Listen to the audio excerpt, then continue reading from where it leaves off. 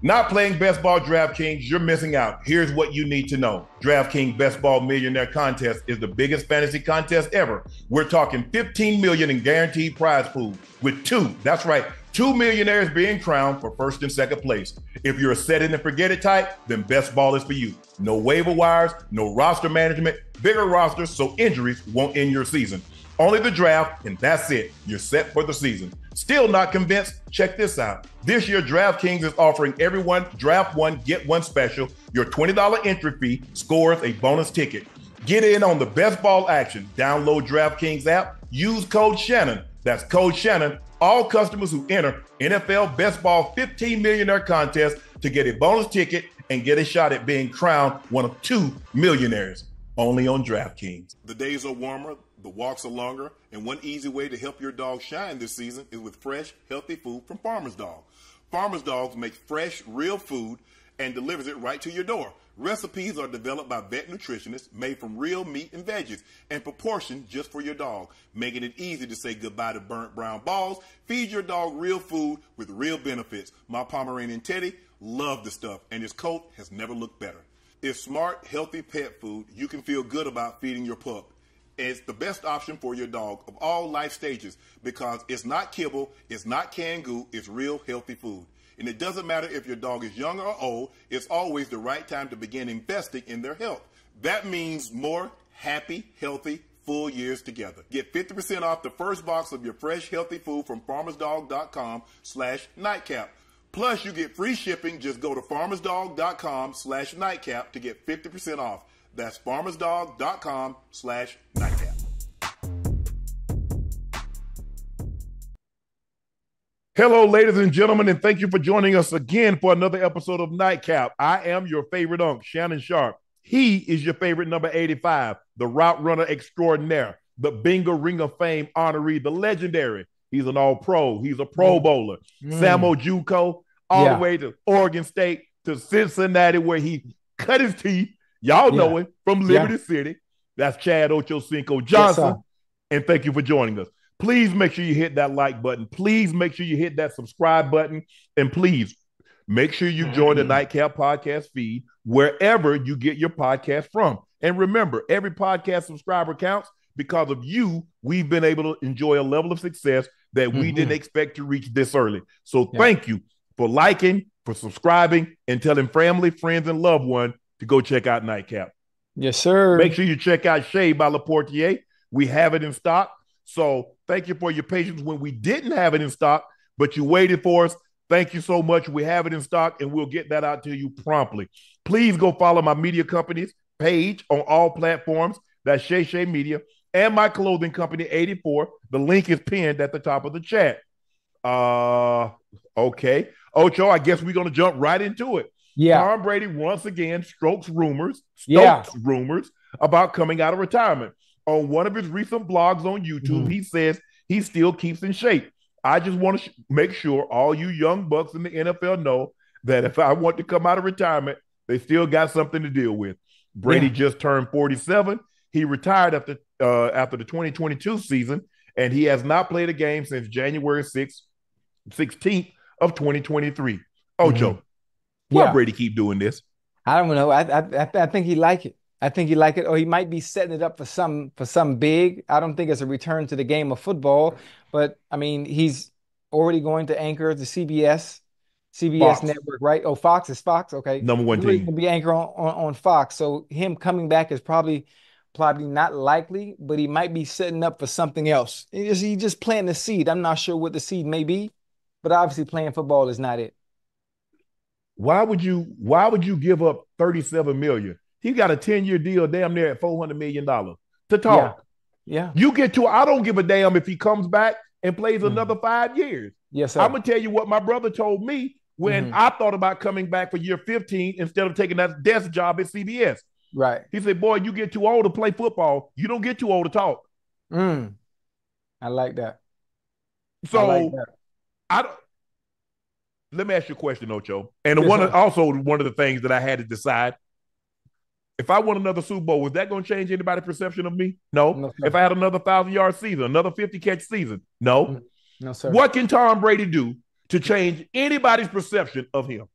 Absolutely nothing except change the narrative about being too old to play the game of football at the quarterback position. That's probably it. That narrative that it can still be done, or probably he's one of the few that can probably do it well into his 40s, almost to the age of 50. Mm-hmm. And I mean, it doesn't change the narrative at all. He's the GOAT. He's the greatest of all time, Mm-hmm. with a young fella down there in Kansas City right on his heels. That's pretty much Yeah. it.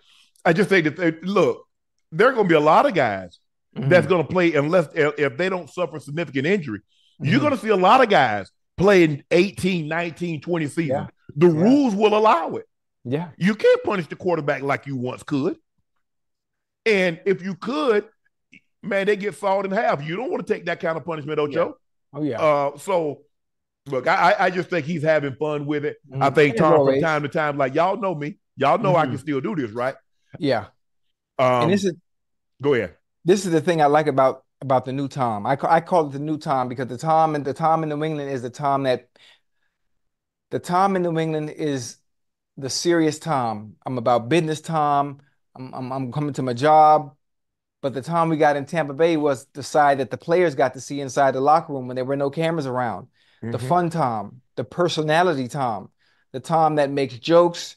In New England, I tried to get him on Twitter for the longest. In New England, I tried to get him on Instagram on Instagrams for the longest. He wouldn't do it. He wouldn't budge. All of a sudden, he gets to Tampa, brand new man.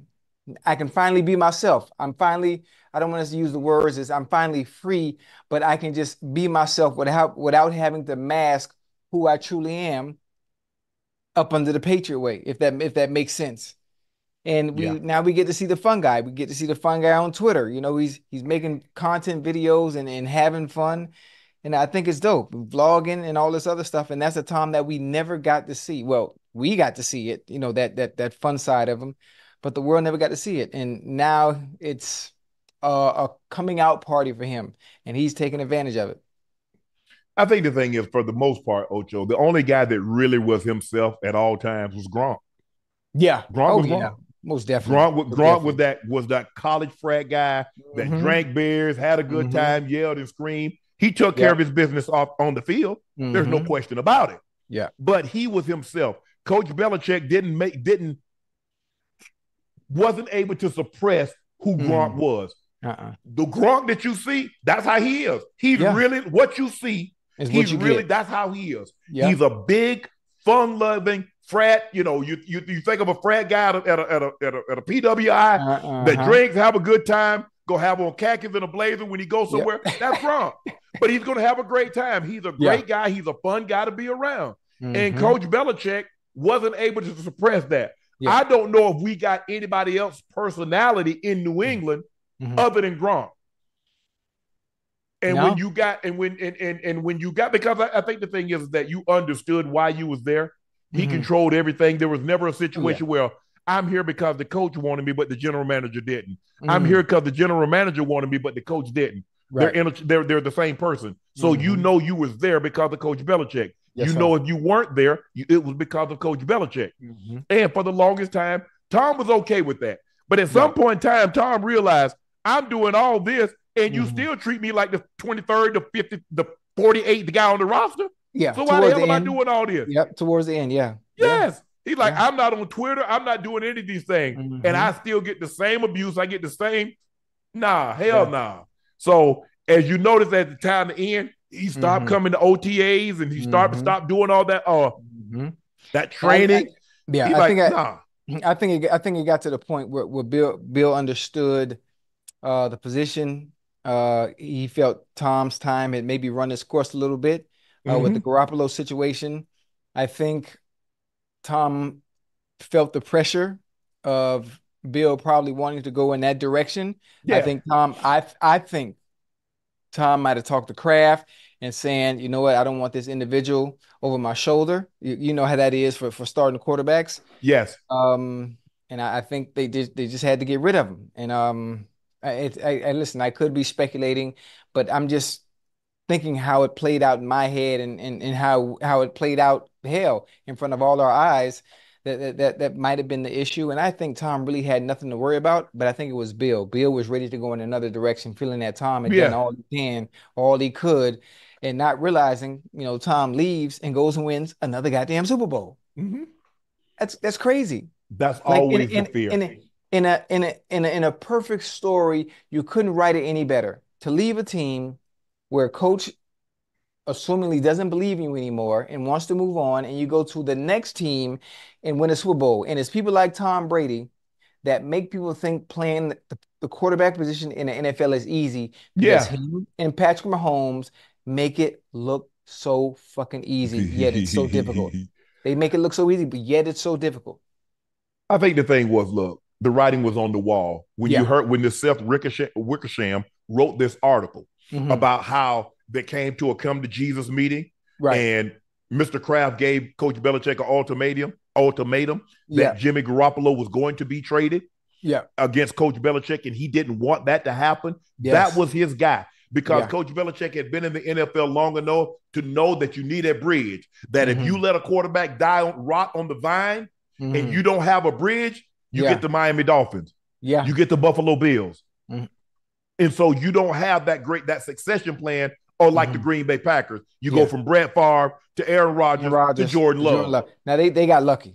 Think about it. What other team or entity in that matter has had the luck of the Packers with three in a row like that? Not quarterback situation. We can go from Joe Montana to Steve Young, but that stops at two quarterbacks. Well, no, but Jeff Garcia had a good. Jeff Garcia was good for like 3 or 4 years. Ocho, Jeff was nice now. Good. But I mean, but not Hall of Fame. Like not what the Packers have had. You had 18 years of Brett. You had 18 years of Aaron Rodgers, and it looks like you might have 18 years of Jordan Love. So you might have 50 plus years of great quarterback.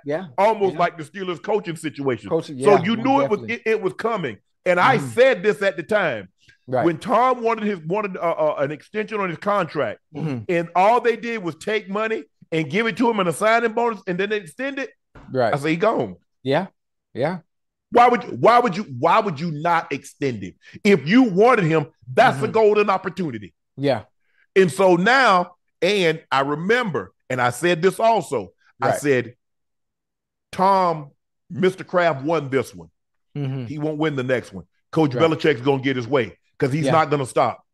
Because the problem is that he wanted to show. See, Ocho, a lot of times when you have success and when you see successful groups break up, it's because there's a power struggle going on that if you know, if you're in the business, if you're around it, you can see it. But to the casual fan, they don't see it. No. Oh, Shannon, you don't know what you're talking about.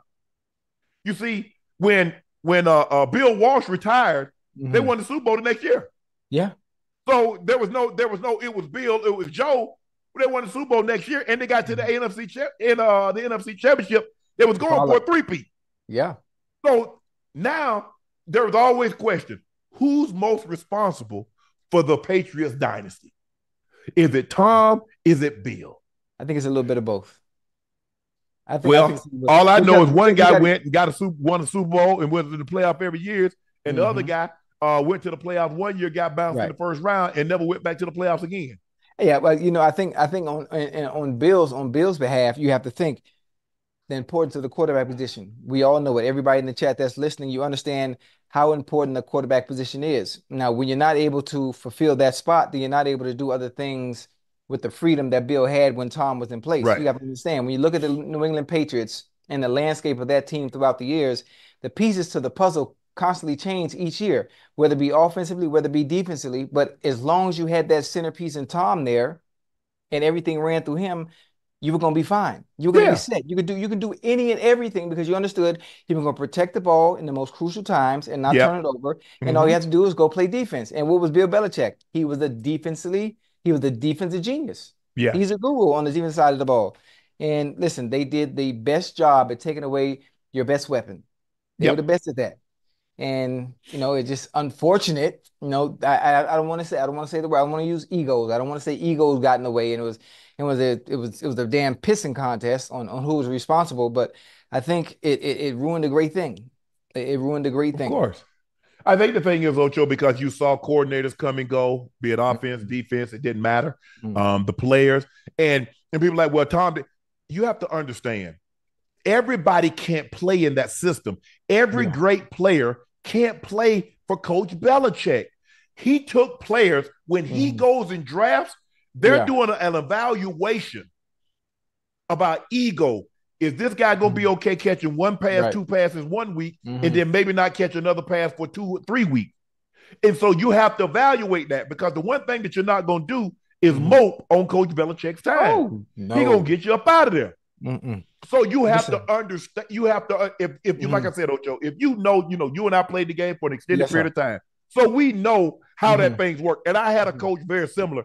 Now, he wasn't as rigid. Mike was not as rigid as Coach Belichick, but Mike wasn't going to settle for that. I don't care what round you was drafted in. I don't care how much money he gave you. Mike would get your ass up out of there if you did anything that wasn't team related. Yeah.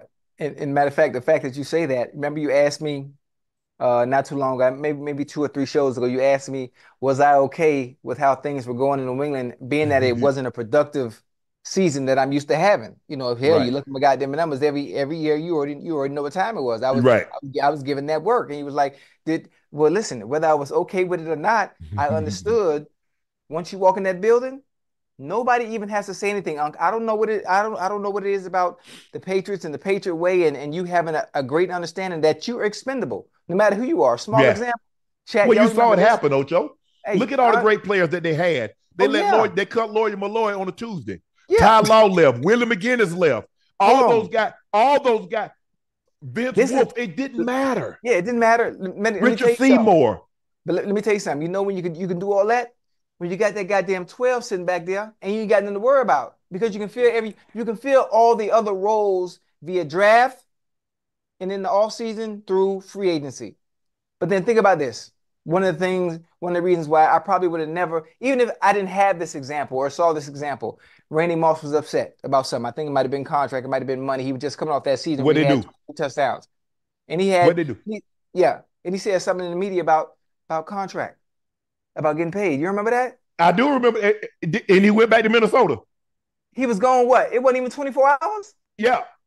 Oh, my God. Boy, listen. You already know what time it is. So you know I wasn't going over there cutting up. Oh, on who? Yes. You let one of the greatest of all, one of the top 3 players of all time go? Well, who the fuck am I? I ain't nobody. Shit, I was walking on eggshells the whole time.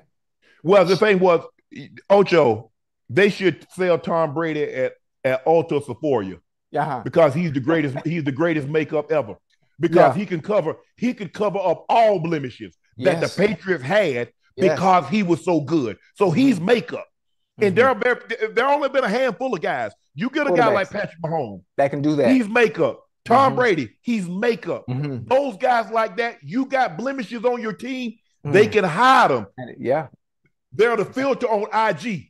Make everything look good. and lo and behold, you That's a good one.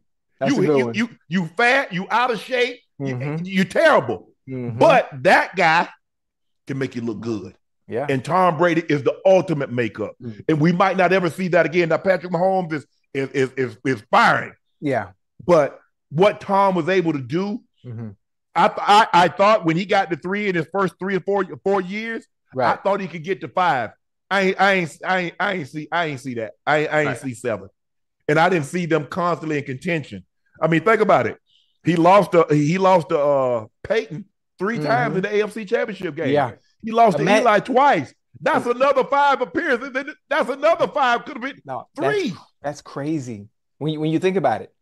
We talk about this. We talk about the NFL. We talk about players that have played, the Dan Marinos, the Barry Sanders, hell, myself, T.O. I'm thinking about all the great players that have played this game for who knows how long. Never had the opportunity of playing in the Super Bowl. Or if you did play in the Super Bowl, you only played once. And then you got Tom, you got Mahomes going back over and over and over like he playing a goddamn game of Madden. Shit, Bill and goddamn Tom Brady done been what, 10 times? 10 times. 10 times? This is real life. This is not a video game. Do you know how difficult it is? Yeah, I know. Yeah, I do. To the Super Bowl every year. Yeah. Or every 2 or every 3 or whatever it may be. They make it look so easy when the game is very difficult. To the point, I see why people question the game of football being rigged, the NFL being rigged, because They make it look so goddamn easy, but I swear for God, for those of you in the chat that watch the game of football and think, oh, this is gonna happen, or oh, this is staged, or this is, I trust me, it's not. You can't do it. Nope. Those individuals are just that good. I swear. Yeah. I saw it in person for a whole year. So, look, that's his legacy if he wants to come back. But the last thing you want to see is a guy that hangs on too long. We saw Johnny Unitas. We saw Joe Namath. We saw Willie Mays staggering in the outfield, rest his soul. We've seen some of our great players play a little bit longer than what they should. That's their career. That's theirs. You know, if whatever you choose to do, hey, when you've been a great player, if you want to go out on your term, if you want to go out like that, so be it. I'm not here to judge you. But Tom, I look at Tom like a Coach K, like a Dean Smith, like a Pat Head Summit.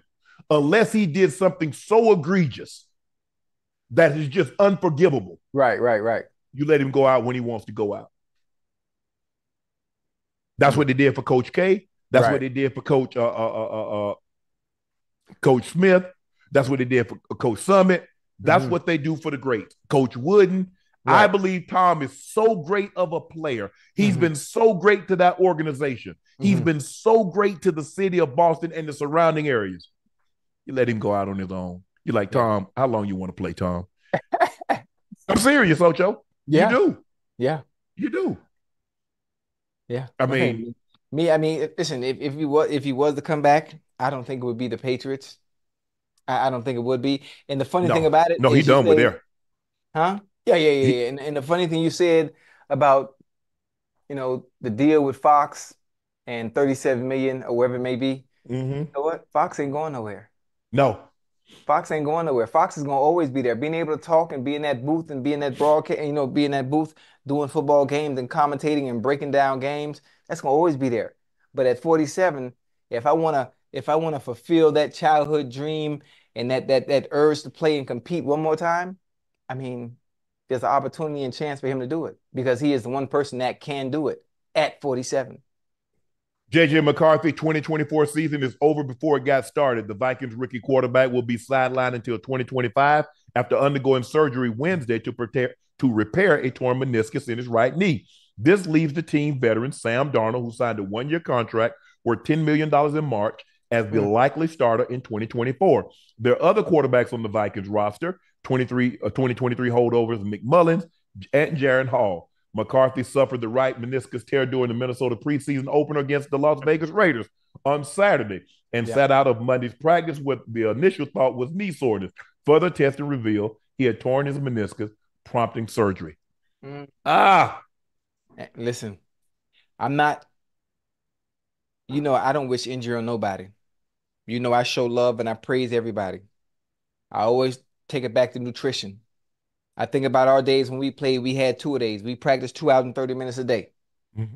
We didn't fall like flies. We didn't fall like flies like this, Unc. I don't know. I don't know what it is. And I don't want to spin it in any wrong way, out of respect. CBA, protecting the players, practices are much shorter now. They have all these professional nutritionists and all these meal plans and all this stuff. But for some reason, now when we practiced and we played, we had 2 days. We practiced for 2 hours and 30 minutes in the mornings, took a break, rested, and had another 2 hour and 30-minute practice after. And we played football. Yeah. No disrespect to today's game. We played football, but we weren't falling like flies. Now, injuries are going to happen. Do you know how many injuries there's been since training camp started? We are in week 1, almost a week and a half. Yeah. And that's probably why, a lot of the starters, Ocho, we played. We might have not played game 1. We played 10 plays. The next play, we played like 20 plays. The third game. That third game, we playing all the way to halftime. We go into halftime and probably the first drive of the third quarter. The third quarter, yeah. In the fourth quarter, we relax. Yeah. And then the fourth game, we're not playing. At all. And we get ready for week 1. But I wanted to play Ocho because I needed to get my rhythm. I was a rhythm player. Obviously, offensive rhythm, but I was a rhythm player. Yes. I needed steps. I needed a cadence. Yes. I needed to feel people banging on me. That not guys in camp on my team. Right. I needed somebody else to see. I needed to see something else. I needed to see guys moving that were trying to make the team awesome. At game speed. Yeah, That yeah. So game speed. I needed that. Mm-hmm. But I just think Ocho, for us, Mm-hmm. you're asking these guys to, like, you know what? Come in, we're not gonna do anything, not gonna do anything, and then a month later go 100 miles an hour. Yeah. Yeah. I just it's I just think you're asking an awful lot. And maybe the guys, they train too damn much. Damn, they don't get anybody a chance to heal. You I think took time off. Once the season was over, Ocho, I you took took what? a good month. I ain't do Month? nothing. 4 to 5 Okay. weeks. I I ain't do took nothing. yeah, I took about 2 months. I And took then about and two then I was months. starting to gradually build back Right. up. Now I was lifting, I do a little Mhm. light lifting, but I wasn't Right. doing any running. And Right. then the running, I would gradually build up, Mm-hmm. gradually build up. So by the time May hit, Mm-hmm.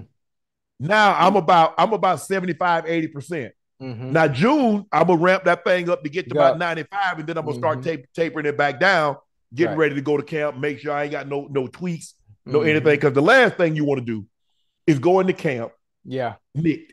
No, you don't want that. You don't want to go into the season. If you Mm-hmm. limp into the season, you're gonna limp Mm-hmm. out of it. Yeah, Because how yeah. do you get healthy, Ocho? When you gotta practice every You day, can't. and them You games can't. come like this here, Yeah, back to back.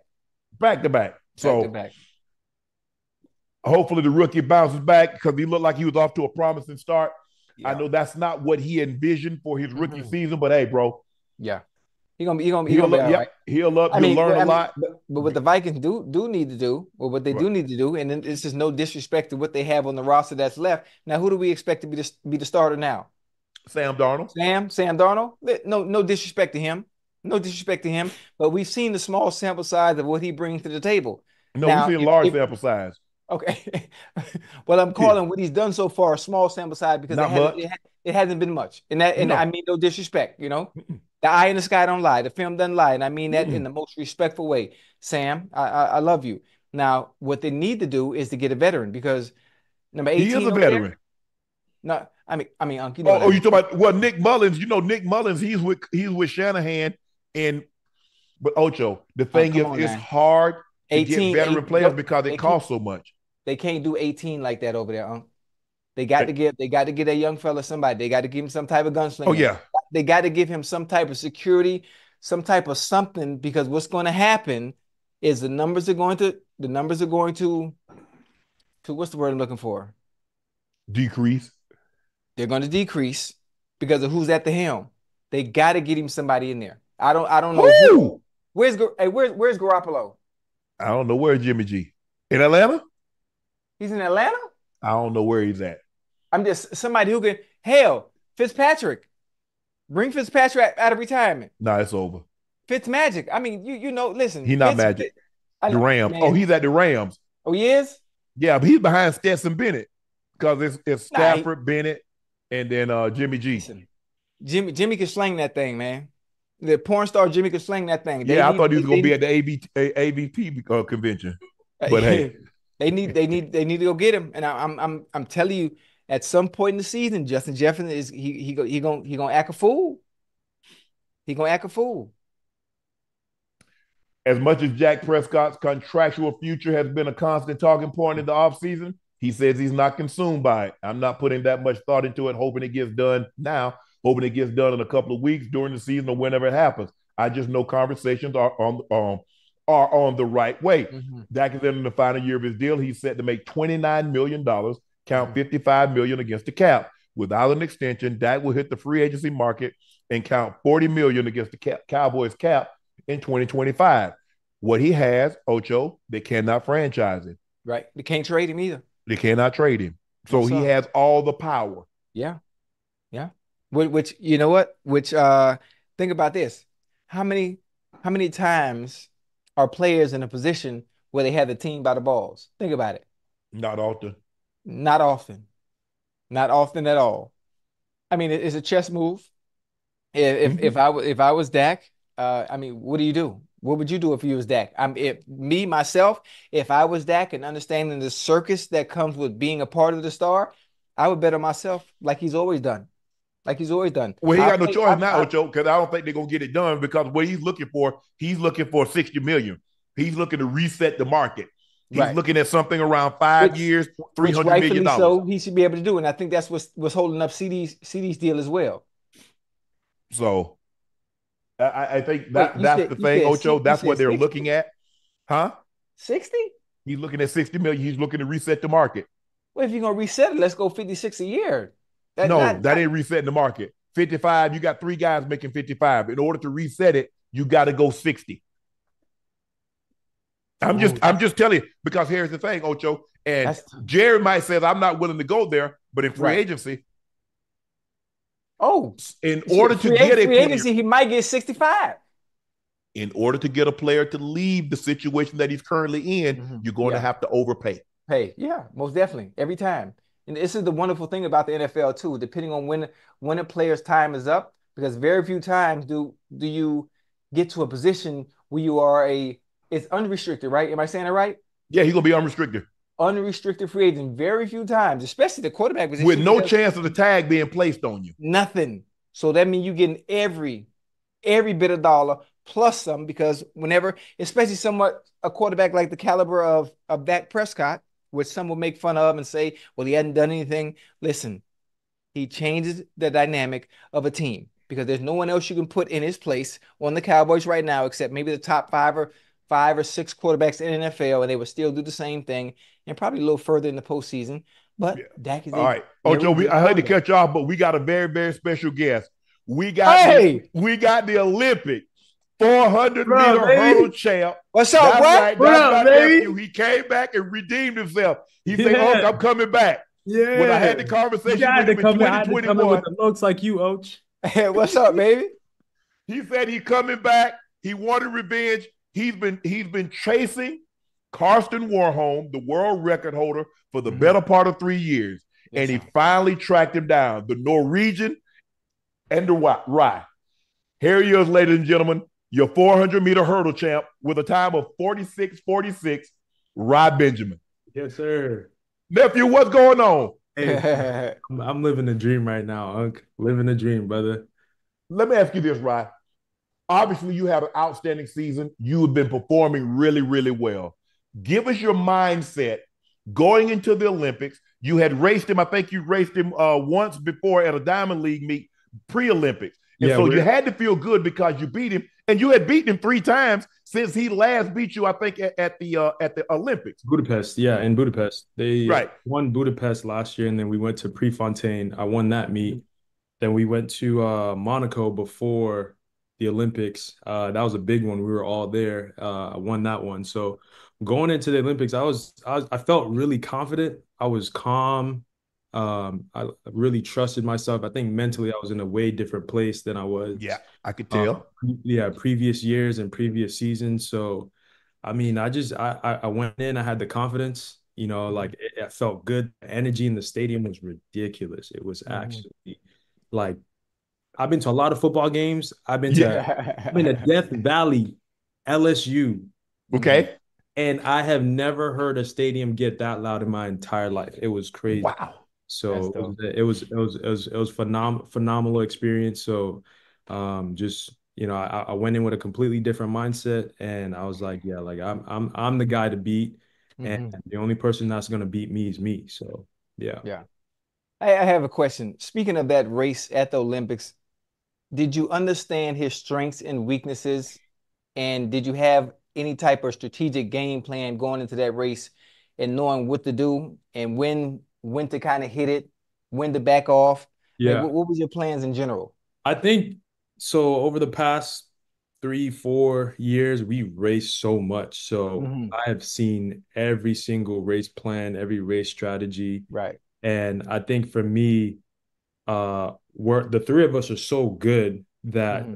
very little separates us. And it's about who could be on that day, who's gonna get it Right. on that day. And I think, throughout the entire cycle of the semis, I mean the heat semis finals, um, I got dealt the right hand and those guys ran fast like the first 2 rounds. So Hmm. I knew being out in lane 8, I was going to be the one to kind of dictate what the race would look like. So Hmm. in my head, I was like, all right, like I need to really push the pace, but Hmm. not do too much. So I have enough to come home that last 120, Right. 150 meters. Yes. When Hmm. when we got out, Like he gets out really, really hard. So he covered me a little bit. And Right. my whole thing was, all right, just run in lane 8. Like focus on your 10 hurdles in your lane and Hmm. get off that turn, like put your foot in the ground and just go. Go. Yeah. And then Coach Watts, Quincy Watts, we joke around sometimes, and he's like, yeah, if it's leaving, I'm leaving. So we got off hurdle 7, and I was like, all right, man, I'm out of here, man. So whatever happens, happens. And Right. I don't know if you guys saw, but like I was Yes. coming off a 7, and I stumbled a little bit. I Hmm. was running so fast that like the centrifugal force pulled me out to the outside of the lane, and I Mm. kind of like stumbled a little bit, and I think that kind of costed me like maybe 46 flat. But at the same time, like I just had so much momentum, I just kept going. So that was Man, just that's dope. that was my game plan going in. To be honest with you, just run my pattern, do what I've been doing in the entire season. I mean, Unc, we talk. Uncle send me a message sometimes after the race, even if it went good or bad. So, I mean, yeah, it was phenomenal, man. And I'm on cloud 9 right now. I Cloud, can tell. Right.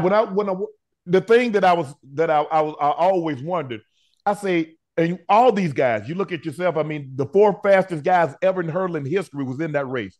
yep, Aberdeen Samba, Dos yep, Santos, Warren yep, Home, yourself. yep. If I line all you guys up and I say run 100 meters, you're going to win. I'm If gonna, I line all you guys up in the 200 and say race, you're going I'm, to win. yeah, If I Yeah. line all you guys up in the 400 and say race, you're going to win.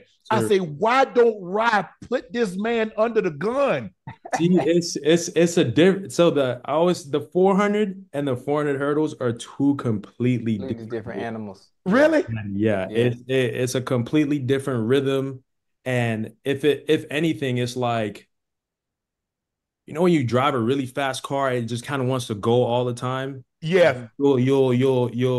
You'll be in the neighborhood, and there'll be a speed bump on the road and you can't really go. So you kind of like gunning it light to light. It's kind of like that. So So you you can't want, really go with it I up because can't you got those really, barriers. I can't really do what I need to do because these hurdles are in my way, and I gotta be on a certain pattern. And if you're not on that pattern, like you start stutter stepping, Yes. putting up, and it kind of ruins the rhythm. Like you were just talking about how when you played, you needed to be in a certain rhythm, Yes. and you needed those games to get in that rhythm, that offensive rhythm. So for me, it's like I need to be on that rhythm consistently. Okay. And sometimes it requires me slowing down a little bit. And no matter how strong you are, you still got to get over those 10 barriers. So that was Right. that was kind of the kryptonite for me. I mean, like even like you can see when I run open fours or even in the 4x4, like I can let it go. Like, Yeah, you can. And I was about to ask you about that. yeah, In the open four, you know Tobogo. yeah, You know he's run low 44. yeah, You know he just ran 1946. yeah, He's run 986. So you know he has the yeah, strength. yep. So when you got the baton, what was your strategy? Because when So you say what you say, I'm gonna say what I thought you were gonna do. yeah, so when I got Bryce did a phenomenal He job. did. I mean, from Chris to Vernon, V like V had a hell of a meet, hell of a meet. Burn really opened it up for you. Burn Yeah. Yeah, Burn did the yeah. job. That's my roommate. That's my roommate. So when Bryce brought the baton in, I mean, he was 43.5, like on fire coming through. And I saw how close the Botswanan kid was closing. So in my head, I'm like, okay, if when he gets the baton, he's gonna be at least 2 steps behind me. And I Yes. know he's gonna try and either cover me or sit on me the Sit first on.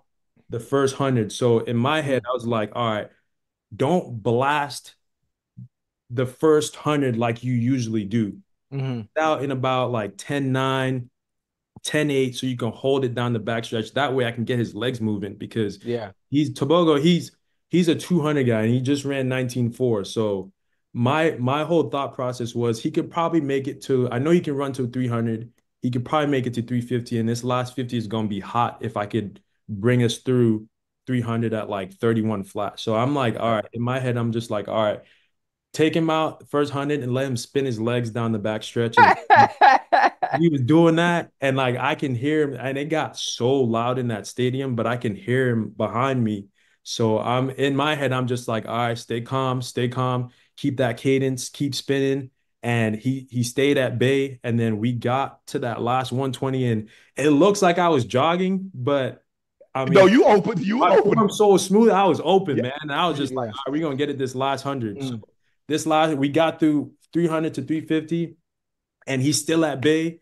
And I like kind of the crowd made a You sound. watching the Yeah, jumbotron yeah, too? I yeah, saw yeah. you peek. Yeah, the crowd made a sound, and usually when the crowd makes a sound, it's either somebody pulls up or somebody fell. So I Right. looked up at the jumbotron, and I'm just like, I couldn't see him because his uniform's blue and the track is purple, and I'm Right. moving so fast. So I check again, and I was like, damn, he's still here. So I was like, damn, I gotta go. So I like dug deep, got to 350, and about 5, 10 meters before the line, like I was honestly shot, and it was just Yeah, there but is he was too. yeah, and that's where the reps and being disciplined and being Mm. experienced like comes in, because I know when that happens, like you're not really getting any faster that last 100. What's happening is who's slowing down the slowest. Down the slowest. So Mm. for me, it was just like, man, like don't get walked, man. Like I get a gold medal for these dudes, and don't get walked on TV in front of these people, because I wasn't gonna hear the end of it. So yeah, I did exactly that, and brought it home for them guys, man. So I was like really hyped up and pumped up about Yeah. that. Hey, Rye, I'm not gonna lie. I thought he was gonna cover you early. I Hey, said he has the type of speed that yeah, he's mm. gonna put Rye under the gun quick. I exactly. thought he would jump you. I Yeah, actually thought he would cover you over the first 100 to 150 yeah, and Mhm. then get the lead and then settle down. yeah. Once he did, and I was like, I think he might be making a mistake. I say, Mm. I now think go ahead. no, I think if I got out any slower, he probably would have done that. Okay. But I got out at such a pace where it was like it's kind of enticing, where you kind of want to go, but you know if you go you're gonna die. So Right. Right. I can really, because I run hurdles and it's so rhythmic, and I know how to differentiate times. Like I know Mhm. like what threshold and what kind of cadence to be on. So it was just kind of like a bait and switch kind of deal, and just it's a gamble. You just kind of take it Yeah. and It hope it was. plays out. Right. It played out very well. So And it works perfectly, especially when you know your opponent. You know yeah, your opponent, you know your opponent's strengths and weaknesses, and the fact that you understood his yep, at that time, you knew what to do in that race. You know what, one of the funny things, as soon as you got the baton, as soon as you got the baton and started going, I started looking. Does anyone else tell you your running mechanics and your gait is it similar to Michael Johnson? I heard You notice that? yeah, but Like, Michael straight up, Johnson's like he's relaxed. up, yeah, Yes. yeah, Yeah. yeah, And yeah, I'm like, what the hell? yeah. That looked like Mike out there. Yeah, you got to be that way, because when you start tensing and you start Right. muscling stuff, like that's when you start going backwards. So that's really the trick right there, to be honest, is just staying relaxed, staying open, and just running really, really efficiently. Just Mhm. no Did you waste, realize? no wasted movement, none of that. Right. We had Michael Johnson on. And Yeah. I remember in Stuttgart when they broke the world record in the 400 meters, Yep. they ran 254.29. Yep. And I can go back in my head. I know Andrew Bauman led off with 44.5, and he went to Quincy, your coach, Yep. and I think he ran 43.3, 43.5. He Yep. had it to the world record holder at the time, Butch Reynolds, and Yep. he ran low 43. The race was blown open.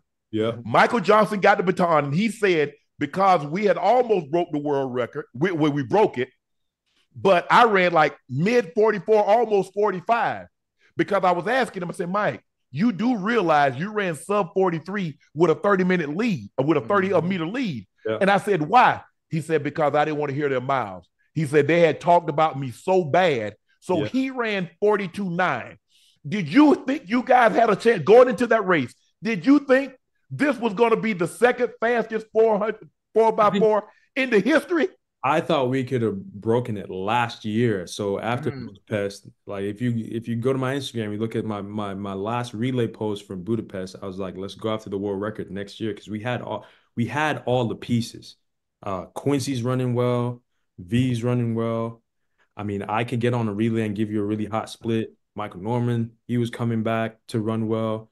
Chris Bailey, Bryce Deadman, and then we had Lil Quincy just like, just shoot up out of I mean, I'm not gonna say out of nowhere, but like no one was expecting him to run 44 low. and it's just phenomenal. So we had all the pieces. The issue is figuring out who to put on what leg to maximize those legs.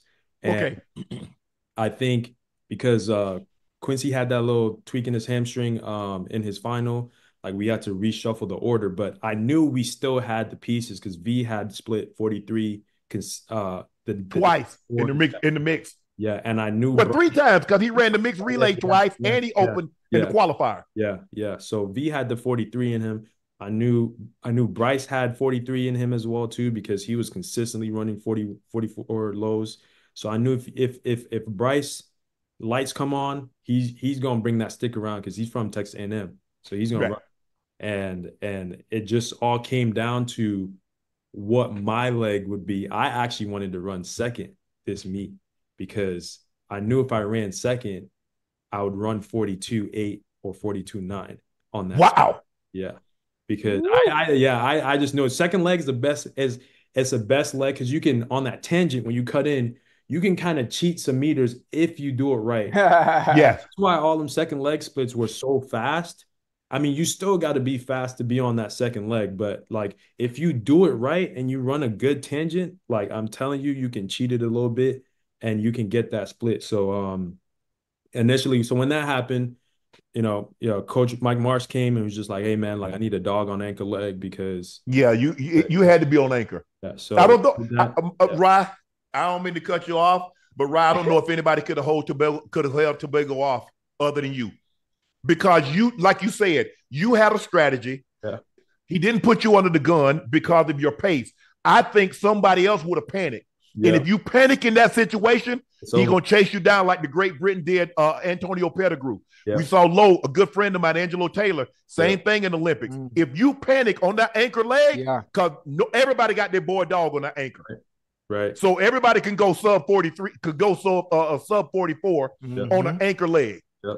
And so you all did. Like every single the first leg was 43. Them boys came to run. Like, they really came. They were not playing around, man. They were not playing around. So I did not see this.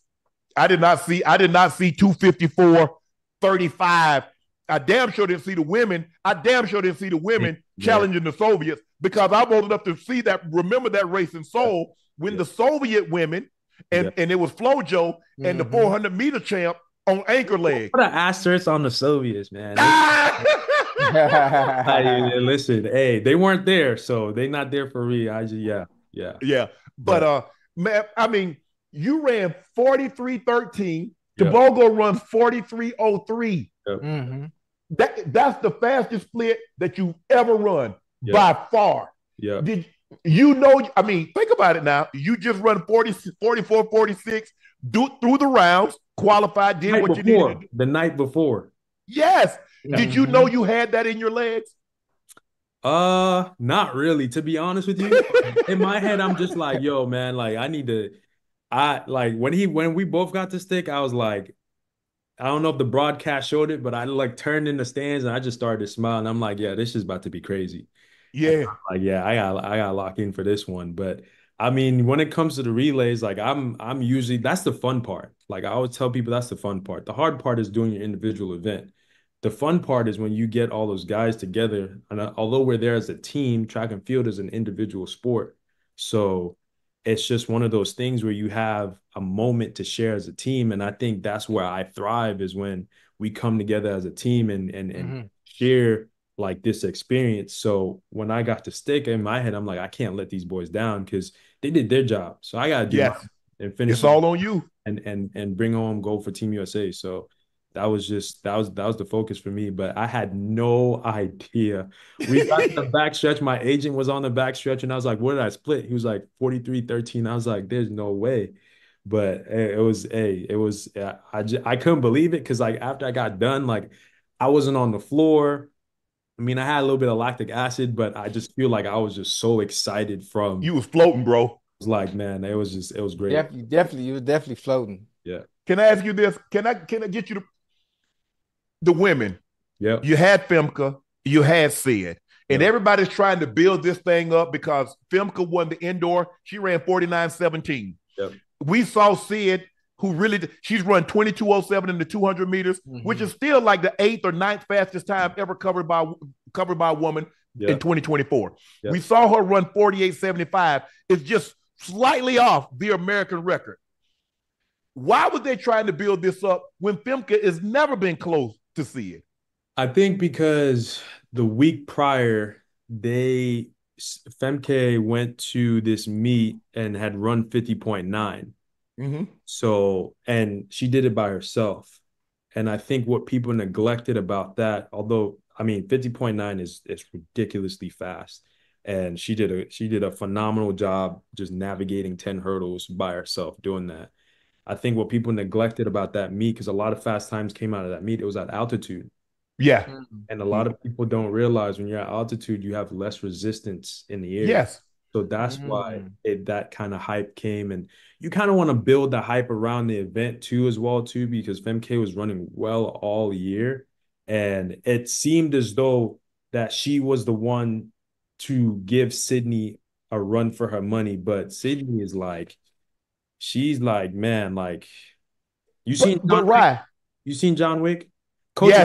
Coach Holloway from Florida called me John Wick. I call Sydney John Wick. Listen, she's gonna kill you every time, man. And if she doesn't, it's gonna be it's gonna have to be an act of God for her to lose a race. But here's the thing. Every world record Sid has set, she's been running by herself. It's not like she's getting pushed. It's not like somebody's going over hurdle 9 with her. I think the only time Dalilah Muhammad pushed her, I think the last Olympics, Dalilah Muhammad pushed her. But if you look at Sid's record at the Prefontaine, you look at her at the USA's, you look at her at this meet, ain't nobody close. I mean, she just runs with such confidence, and I feel like at a certain point you could teach so much, and then after that it's just pure God-given talent, man, and she just has that, and that you can't teach, can't instill in anybody. You're just born with that, and there's just nothing you could do about that at all. Let me ask you this. Tell me if you agree or disagree. I think Sid finishes out this year. Maybe she runs one meet, maybe she runs another meet, and she does the world championships in the 400 hurdles. Yeah. But I think after that, I think Bobby going to move her down to the no barriers, and she's going to go after that 47.60 by Marina Cope. I think she does it next year. Okay. I think she does it next year. I mean, like, it's like, what else does she need to accomplish in the 400? Like, that is like so far out of reach. I mean, I feel like she would, for fun, run it once and maybe like she tried to go sub 50. She goes sub 50, but I mean, like, she's proven, like, she broke the world record twice this year. It's like she doesn't have anything else to prove in the event. So I mean, I like, why not go run the 4 next year? I feel like that would be my thought process. Like, let's go try something else and yeah. Well, you never know. It's Bobby, Bobby, listen, that man just kind of. Bobby be trying to leave legacies. Yeah. So, I mean, I don't see why not. It's not far-fetched. Paulino, El Nasser. Yeah. She got some. I mean, Paulino just ran 48.17, which is what I think it might be the 3rd or 4th fastest time ever run for a woman in the open 4. Yeah. You got Krachalova, you got Cope, and I think her that 48.17, that might be the 3rd, or it's 3rd or 4th for a female covered 400 meters. I know that. Yeah. I think, listen, I think Sydney gets locked in and honed into an event, and she figures out that rhythm, and they really hone in on a pattern to do it. She's dangerous, because she's 22-0 open in the yes. You got the foot speed, and she ran 10.9 if I'm not mistaken when she was at Kentucky at UF. Raining outside, it was crazy. So she could come through easy. It ain't a push for her to do 23.5 and then come home. Getting on that rhythm. She gets on that rhythm, and then she's dangerous. Ocho, what you got for him? Listen, again, congratulations. That's all I got, man. I'm happy just to hear the stories, and that feeling and watching you run that last leg, bro, man. kudos, salute, congratulations. There's really not much more I can say or ask at this point. Thanks. I'm just happy for you and look forward to all future endeavors, man, on that track. Yes, sir. Appreciate You you. know, Michael got this track series. Are you going to join that, Rai? Hey, reach out, brother. That, but the money Reach out. seemed right. Reach out, man. I had some conversations with Kyle. He's working with Michael as well too. So I like what they're doing. I feel like this Olympics and this year was really pivotal for track and field, and Yes.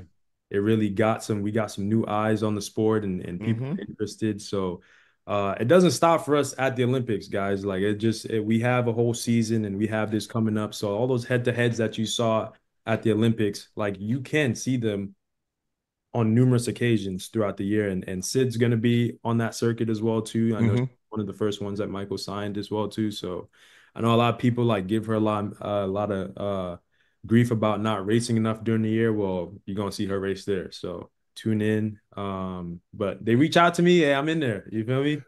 I'm in there. I want to ask you, do you have any more meets? I know there are a couple of Diamond League meets still left in the season. Are you going to close? I know you don't like going overseas. You don't like that long plane ride. Get off a plane, head to the track, and go run. You don't really like that. But are we going to see Rai in any Diamond League meets? Nah, I'm done for the season. you gonna ride this wave. I'm ride this wave out, man. Like I don't think people understand the level of mental commitment and gymnastics that you got to be at throughout the entire. Because I started competing Monday, so I went Monday through Sunday, and it was me, Vernon, Shelby McEwen, the high jumper, Michael Norman, Bryce. We're all in the same room, so I mean, we're all just kind of feeding off each other. So it's a lot to mentally be in the room that entire week and just to come down from it and the nerves and whatnot. Like it takes a lot. Like imagine playing at the Super Bowl for an entire week. That's literally what it was. So I'm gonna take this time to enjoy it with my mom because she was out there and I feel like this one was like really big for her. I feel like I'm still trying to conceptualize what happened this entire week. So I mean, I'm gonna do that, see my friends, see my family, and just really enjoy this because I'm Olympic champ, and a lot of people work their entire lives for this, and I was able to achieve that not once but twice this week. So I'm gonna live it up, and I'm gonna enjoy it, and yeah. Ocho, you didn't know this, but Rai was a quarterback. Rai, what made you give up quarterback? I played wide out, man. I was a wide receiver. Yeah. You didn't play quarterback? My dad said the wrong thing. I played wide receiver and free safety in high school. And yeah. I was. So why'd you give up football and went to the track? Because I'm from New York, and people out in New York don't get good scholarships to go to big D1 schools. Okay. Yeah. So I was like, I ran track, and it was like, like I wasn't really we weren't getting good recruits or recruiters coming out to my high school because we were a small high school in Westchester County in New York. So, we had one or two guys like, go to big universities, but it wasn't like we were going to like LSU or USC or a Clemson, you know what I mean? So it was just one of those things where, that was my avenue out, and and I was really good at track my freshman year, so I just stuck with it. So you originally went to UCLA, then transferred to USC? years. I thought about walking on, to be honest with you. But they were like, yeah, you got to give up your track scholarship because of Title IX. There's no way in hell. Yeah. But yeah, like a part of me wish I played in college, to be honest with you. I'm not going to pull a Tyreek and say like, I'm faster than Noah or I could go catch a ball. Yeah. How you know I was going to ask you that? How you know I was going to ask you that? Listen. Do you believe Tyreek? I would say on the show, I'm tired of the Noah Lyles slander, man. That's my guy. Okay, well, talk to us. Talk to us about it. I'm tired of the slander. I'm not saying like I can go out and do what you guys do and catch a ball across the middle. I know how hard it is. I know how hard it is to read plays and memorize stuff and go out there and put your body at risk every day. But Tyreek, you're not beating Noah in 100, man. There's just no way in hell. You probably won't even beat the top collegiate guys, man. Like they'll put too heavy. He's too heavy, right? I mean, if he lost, well, not now, but if he were to drop down, he's 195. if he got down to like Fred 170, Curly is Fred is about 195, 200 pounds. but how tall is Fred? Fred's like what, 6'1"? 6'2". Yeah. Tyreek 5'9" at 195. You think he's really 195 at 5'9"? Yes, he's solid as F. Okay. He's solid. Okay. He rocked up. Little right. So you think? Let me ask you a question. Who do you think? Who do you think could make it on the football team? Could Noah play football? Could Fred play? Fred played football for the longest. I think Fred 100% could play football. Donald Scott, triple jumper, could play football. Okay. He played at Michigan State. Look him up. Who else could play football? We got a lot of good athletes on the team, man. Like I think Vernon Turner could play football as well too. Another high jumper. Javon. Like we got some athletes. We got some actual athletes on. I can get you a wide receiver try, Rai, if you want it. Hey man, listen, I'll do it. No, you're not finna mess them legs up. I'll do it. I'm telling you. I'm on the go route. I'm on the go route, man. That's go route. All I need. That go. I'm out here like this. You know you got to challenge that world record. Rai, how close are you to get the world record? 45.94. Everything's going to have to be perfect. Yeah, everything has to be perfect. I feel you're going to have the right conditions, right track, right people in the race. I feel like I'm at a fitness level to do it right now because when we ran the world record in Tokyo that year, I split 43.5 on the relay. And I just split 43.1. So the fitness is there. I think it just comes down to, like I said, like in that rhythm in. I think for me, it was more so about getting the medal than it was running a time. It's me. And I think now, because now I got the elusive. You got the medal. The elusive color, I can now freely go about and just go out and just let it loose and see what happens. So now I could kind of shift my focus a little bit and try to go after that. But that's a conversation for next year. Next year's going to be a long year and a long season. So we'll see. So you're done. So let me ask you a question. When will you resume training? Okay, you say you're done. Your track season is over. You're going to take a month off. You take 2 months off. You wait till the top of the year. What does Rai do in the meantime? You don't do indoors, do you? No, I don't do indoors. I'm going to take about a month off. I cycle. I started cycling last year. Okay. So, that's dope. That's dope. I'm going to do that here and there. Met a great group of people out here in LA. Cycling, you mean motorcycle or road bike? Like biking. Like an actual bicycle, road bike. So I'm going to do that, and I won't start practice till around November 5th, because the season goes till late September next year. Okay. So, yeah. Yeah. Tokyo World Championships. So World Championships, yeah, bro. Yeah. I mean, if we had Quincy, we talked to Quincy. Now you get Quincy, Vern, Deadman. Man. Y'all got to go 253.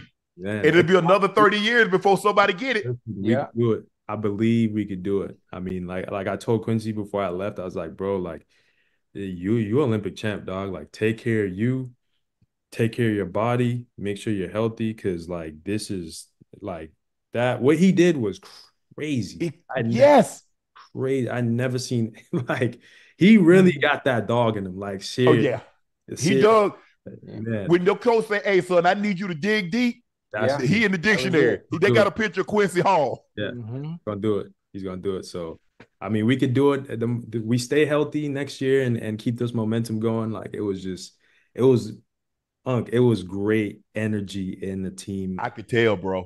I could tell. It was great. It was great. I think, but like across the board, like different sports. I mean, we were cheering each other on. It was the team energy too was just, bro. It was infectious down in that camp. So it was. That's you look at Cole Hawker, what he did in the 1500 meters. You look at Grant Fisher, what he did in the 5 and the 10 that night. I lost my voice that night cheering for that boy, man. Crazy. So, man, it was one of the best experiences of my entire life. It was the best track meet of my entire life.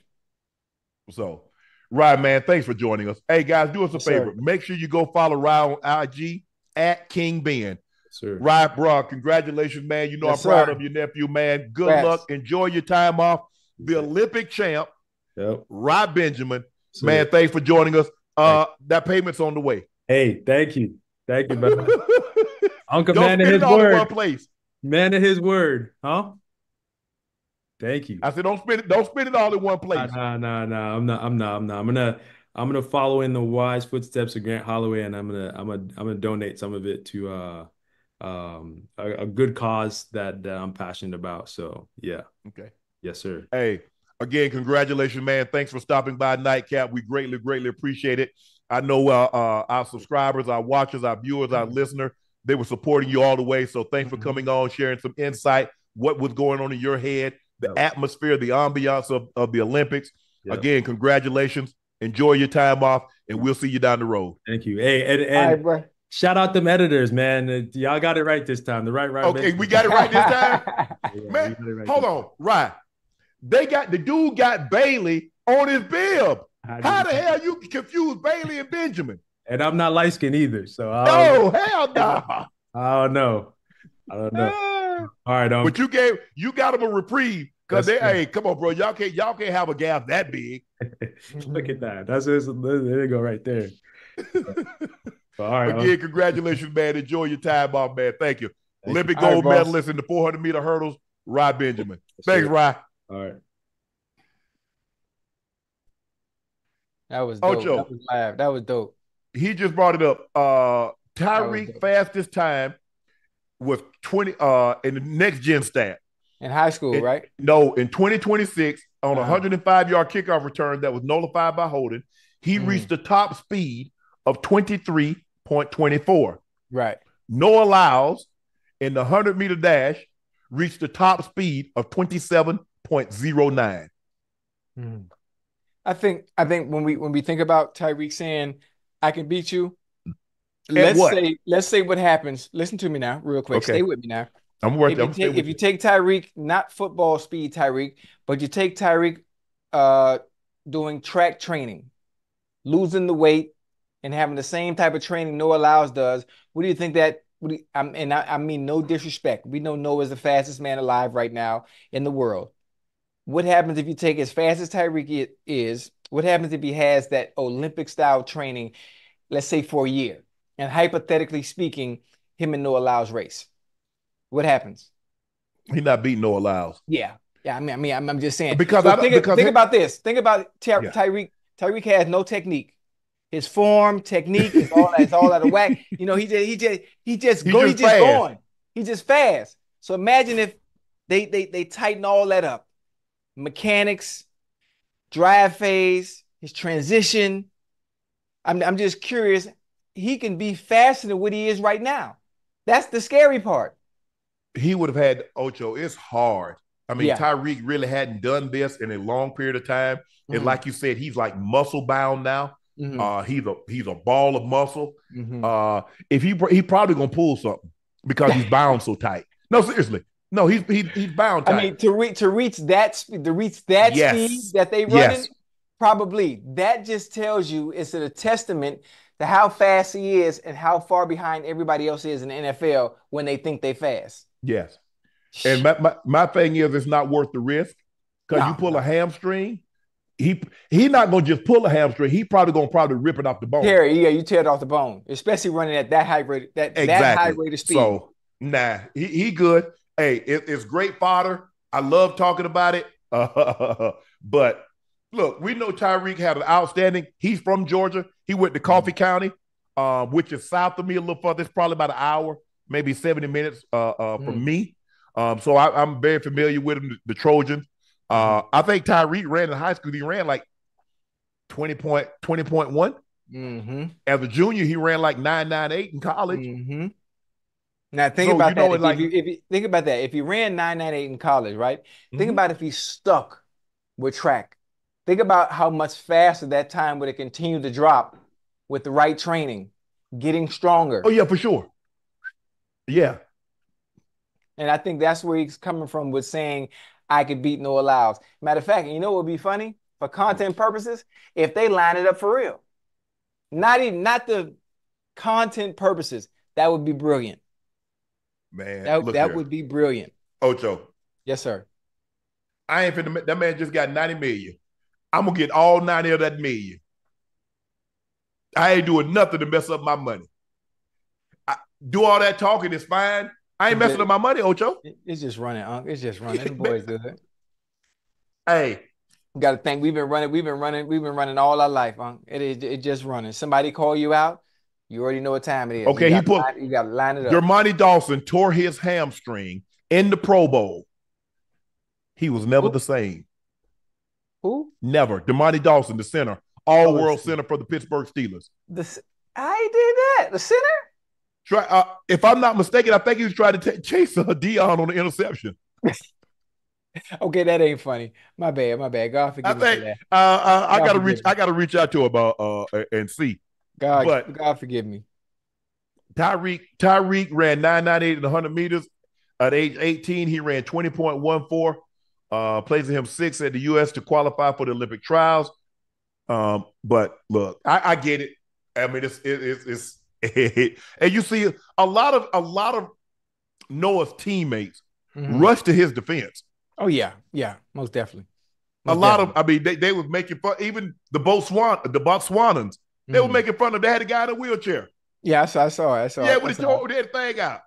Listen, when you're outlandish, when you're a showman like that, you have to, and things don't go your way, that's what's going to happen. People are going to do that. So I think he understands that comes with the territory. And listen, right back to the drawing board. It's the way it is. Now, if you were quiet and didn't say anything and just went on about your business and just ran, then nobody would say anything. But you have to understand. You understand what comes along with that. Yeah. When you're outgoing, that's what people want to see Ali get beat. Yeah. Because he did all that bragging. People want to see Floyd get beat. He did all that bragging. So when you brag a lot, Jack Johnson, they wanted to see him get beat. They're like, oh, no, you're supposed to be humble. No, that's what you're supposed to be. Right. I'm supposed to be me. Yeah, I ain't dimming my light for nobody. Yeah, just for you. But man, that was great. Over the next several weeks, we're gonna probably get all the Olympians that had success, the gold medals, the world record. We've already had Bobby Fink on. We just had Rai. We had Q on. We're gonna get Vernon. We're gonna get the mixed relay team. So we're gonna get some of the swimmers on.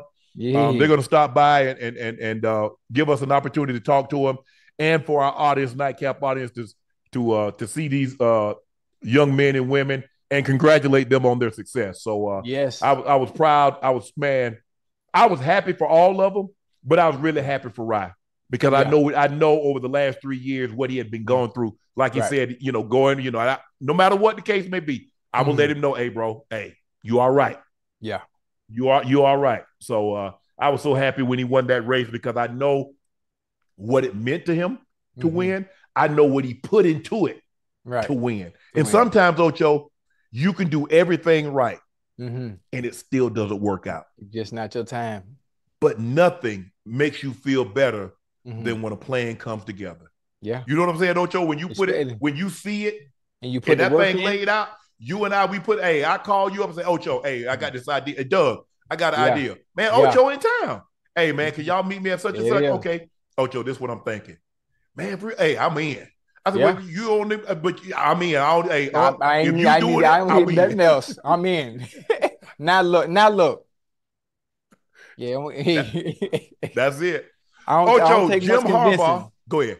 What you gonna say? I know I said I don't take much convincing now, especially something like that. Or I can be myself. I can talk and I need a mic. Yep. Sign me up. Jim Harbaugh wants to hire Colin Kaepernick for the Chargers staff, while Colin Kaepernick is 36 years of age. Recently told Sky Reports he still wants to play in the NFL. New Chargers coach contends he wants his former quarterback in the NFL as a member of his coaching staff. Harbaugh said, if that's ever a path he wants to take, I think it would be tremendous. He'd be a tremendous coach if that's the path he chooses. I mean, I like it. Going back to 7 years ago, what Kaepernick was standing for, the message behind it, the social injustice issues, the police brutality issues. I like everything he did. But what he has to understand, and wanting to come back to the NFL, wanting to play quarterback, he has to understand the difference in when you want to be an activist, along with activism comes sacrifice. Yes. Along with activism comes sacrifice. So what you did is you sacrificed your career because there's 32 owners that, well, if that's what you want to do, you can do that. But what you won't be doing is doing it on our time when we're playing you to play a Pacific sport. Ocho, what's the likelihood you're able to sue someone and then still go able to work for that organization? Yeah, that's very difficult, especially after that you won that settlement, and to think that they would let you back. Well, listen, how about giving the money back? Do you think that would have been Hell no, I ain't giving no money. Where they do that at? Who give money back? Listen, but stay with me now. Now, this is something. If I want to get back into the NFL, let's say back then, after 7 years, it's not likely. But back then, I think in some type of meeting, I would have had some type of talk where, listen, no lawsuit. All I ask is you give me an opportunity to play the game that I love and I cherish, please. No. No? That money, I done invested it. I done bought some treasury bills. Hey, listen. I ain't giving. I love every. Okay, Shannon, give the money back so you can do X. No, I'm gonna stay right here. I'm good. Yeah. I ain't give no money back. Hell no. You shut up. But I'm just understanding. Listen. I love what my dog was standing for, though. I love what he was standing for. But if you understand these owners and you know what their bottom line is, and you know they will show the signs of painting the end zones or putting the stickers on the helmets, you know. That's optics. Optics, aesthetics. It really means nothing. And it went away fast. It went away fast. And it's back to the order of business. So again, you know, with activism, activism, I ain't getting no money back. Comes sacrifice. And the sacrifice was the career. Hey, it's unfortunate. Look, I think everybody know how I felt about Colin Kaepernick. I was one of the few on television that we spoke about it. Yeah. It just so happens that when I got the Fox Undisputed, we talked about it every single day, multiple times a day for like 3 months. We were even when all the other shows had gone away from it, we were still hammering. I was still going because I believe Cap was right. I understood what he was standing for. He told you what he was doing that for, and people still didn't want to hear it. Nah. Well, you know, don't talk about it. I don't. You know, I said, hold on. If you got cancer and your doctor told you to go home, we ain't gonna talk about it. We gonna check back in 6 months. You gonna listen to that? So you think if you don't talk about racism, it goes away? Yeah. Oh, come on now. You know, and when you think about it, Unc, listen. There's certain things you can fight for, right? Yes. There's certain things you can fight for that are never going away. Yeah.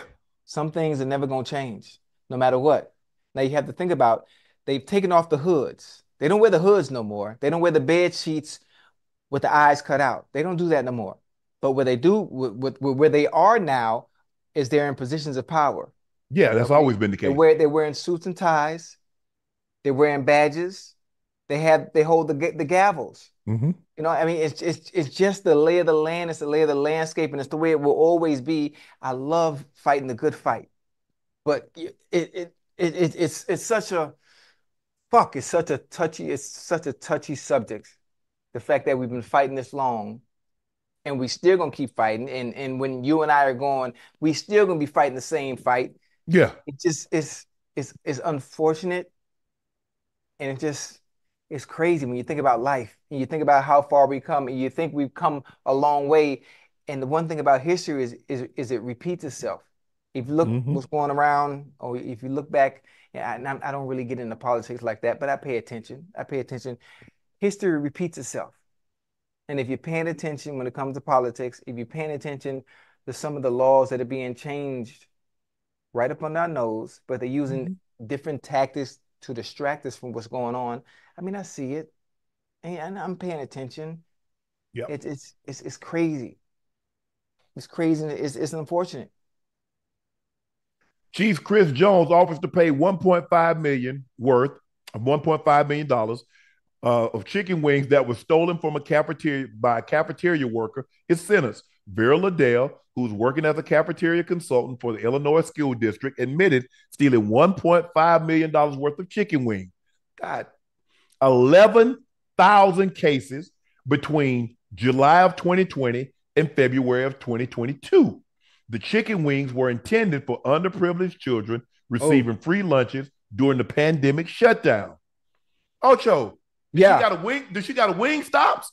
Man, I listen. I don't know what's going on, but I think I know what she probably was doing. Is she was taking the chicken, and obviously, you know, she wasn't eating it. She was selling it on the side. She was selling on the side. Yeah, listen, I like Chris's idea. I like Chris Jones' idea and wanting to pay the money back. But you know, they're not letting out. They're not letting out simply because not only were you stealing, but you were stealing from underprivileged kids. Underprivileged kids. To make and as a consultant, she know where that was supposed to go. Oh yeah. Yeah, I mean that's unfortunate, but listen, kudos to my dog Chris, boy. That's stand up. That's real stand up shit. To even offer to do. Mm-hmm. I like Lord.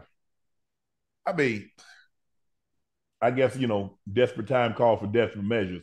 But I'm over here cooking, huh? God damn. I see.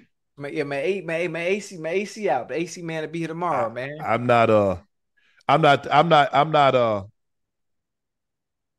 not taking for somebody that's I mean, they're underprivileged kids. Yeah. That's what I mean, the kids. Yeah. I mean, during the pandemic. I mean, kudos to you, CJ, for doing that. That's a tremendous gesture. But man, I just don't have a whole lot of sympathy for people that prey on the weak. I don't, Ocho. Kids, elderly, and animals, things that can't defend themselves, that can't fight back. Right. I'm out. I ain't got no excuse. Don't even bring me your excuse because I ain't trying to hear it. When it comes to kids, the elderly, and animals, yes, sir, I'm out. I'm with you when you're right now. I'm definitely with you when you're right. So, Jordan Chiles is finally opening up about losing her Olympic bronze medal. She stated that she felt the decision to give the honor to whatever the Romanian Ana Barbasu in wake of the alleged invalid challenge was unjust, calling it a significant blow, not just to me, but to everyone who has championed my journey. To make matters worse, she added, to receive the unprompt, racially driven attacks in wake of the official's ruling. But she appeared positive at some point in the future. She'll get her bronze back around her neck.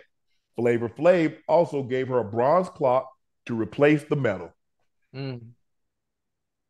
It's, man, they'd be but they don't like Americans. Every chance they get, they try to bend us over a barrel, Ocho. Yeah, every time. They don't like us, especially when it comes to events like this where we damn near somewhat dominate most of the competitions. Obviously, China is very good as well. But for the most part, we dominate in everything. So anytime they have a chance to stick it to us, they will do it, especially with the reasoning they gave behind it. Now, I if I'm not mistaken, they did appeal, right? Yes. Was it upheld or? Yeah. It was denied. Ugh, that's tough. Yes, she did steal from Yes. Just like, did that lady really steal? No. Here's the thing. The chicken wings were intended for underprivileged children that were receiving free lunches during the pandemic shutdown. Black, white, Hispanic, Asian, it does not matter. I have no sympathy. If you do something for people that cannot help themselves, kids, elderly, and animals, I'm out. I got no sympathy for you. So you can take that Justin Timberlake and Cry Me a River and take it somewhere else. Because I ain't trying to hear it. I've always been like that. Yeah. Y'all know my record. It speaks for itself. Wait, somebody trying to play the black card? How do we know? Stop it. Y'all will do anything. Y'all try to. That's the problem with the world. They always trying to justify everything. Just see what it is.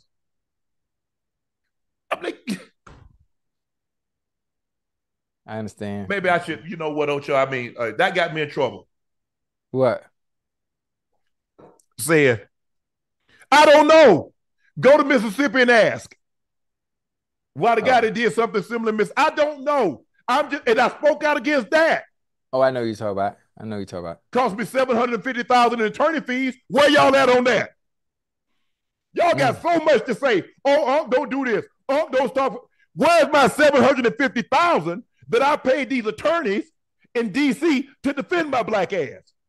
So while y'all bumping y'all gums, talking about what Shannon don't do, ain't nobody did that. Where's the GoFundMe? It's always going to be the same thing. Yeah. Somebody that does something against kids, the elderly, and animal, I got nothing. They give you 100 years. Oh, well, do it. And I ain't putting nothing on your books. I don't care if it's my kids, my brother. I don't care. I don't have sympathy for anybody that preys on the weak. I view the weak as the elderly, kids, and animals. I'm out. I commend CJ, but that ain't me. Right. I got a question. Now, what about us? What about us scammers now? How you feel about us scammers? Like we don't prey on the weak. We rob Peter to pay Paul. Like how you feel? Like I'm a Yahoo boy. How you feel about us? Just what you mean? Hell no. Hell, I'm Peter. You robbing me? Hell no. Oh no, not you. I'm talking about the other Peter. Peter sit up top. He way up there. Oh, Ocho, when you take something right with the intent and you know it's for the elderly. Oh no, it's for kids. Not for them. Oh, yeah, okay. Come on, man. Yeah. Ain't no that. That's crazy. I'm like, why do you get an animal? Who's trying to justify it? Somebody in the chat was trying to justify it? Of course. But that's what my thing is that for me, I'm just very simplistic in my approach. Right. I'm huge. I'm huge on accountability. Right. I'm huge. If I'm wrong, Ocho, my grandfather used to tell me and my brother this all the time. He said, son, never be too big, never be too prideful, never be too nothing to accept responsibility and accountability. I don't care if I got $1 zillion. If I'm wrong, I'm going to be man enough to say I was wrong. Right. I'm going to accept responsibility for my actions. I'm going to be accountable for what I did. Mm-hmm. The greatest apology is change behavior. Yeah. That's me. Everybody look at it, okay, that's not how y'all want to do it. Hey, I ain't here to try. I ain't trying to. But I'm just saying for me, kids, elderly, man, come on, man. People that can't defend themselves. Yeah. Kids. I mean, the kids hungry. Y'all see, I don't know if anybody know, but I know what it's like. I was, I didn't have the most. I mean, sometimes we just ate bread. We didn't have we didn't have what I got now, the ability to go and I can eat whatever I want to eat whenever I want to eat it. My grandmother gave us, and I ate what I ate because, Ocho, we have no choice. Y'all make it seem like, man, you ate raccoon, you would have ate it too. Y'all ate turtle and possum and squirrel and rabbit. Yep, you would have ate it too. Hey, listen, you snuck one in there on me, and you was cooking, and I ain't want to interrupt you, but I sure got me something I could use in my next argument with Real. Now, the greatest apology is change behavior. Yes. Now, next time she get to cussing and acting like we in the goddamn army, and she the lieutenant and I'm some goddamn cadet, I'm gonna use that now. The greatest apology is change, but yes, sir. That was a gem right there, boy. That was a gem. Now, ask me where her ass at now. Where's she at, Ocho? It goddamn Turks with my daughter and her homegirls. She done went back to Turks and Caicos again? Back to goddamn Turks and Caicos. My second to oldest daughter, one of her homegirls' birthday. Wow. And here I am again. You see what I'm talking about? Now where I'm at home. Now I really can't complain because she paid the bills. And I'm a stay-at-home father. But the fact that, well, goddamn, I just argued with you on the last show about being present and in the household. And here you go. Your light-skinned ass going again. But it's cool. Don't trip. The greatest apology is change behavior. God damn, that's a good one, Unc. Yeah. Shit. I Just can't don't, wait to get. Ocho, don't never be too big. Don't never be too big, too prideful to say, I'm Yeah, sorry, I was wrong. yeah, yeah. Sometimes people think, well, if you'd have done this, this, and this, he shouldn't have to apologize. If you done Right. that, that, and that, you shouldn't have to apologize. No, you're wrong. Yeah. If you're wrong, you apologize. Simple. Short, concise, To the heartfelt. point.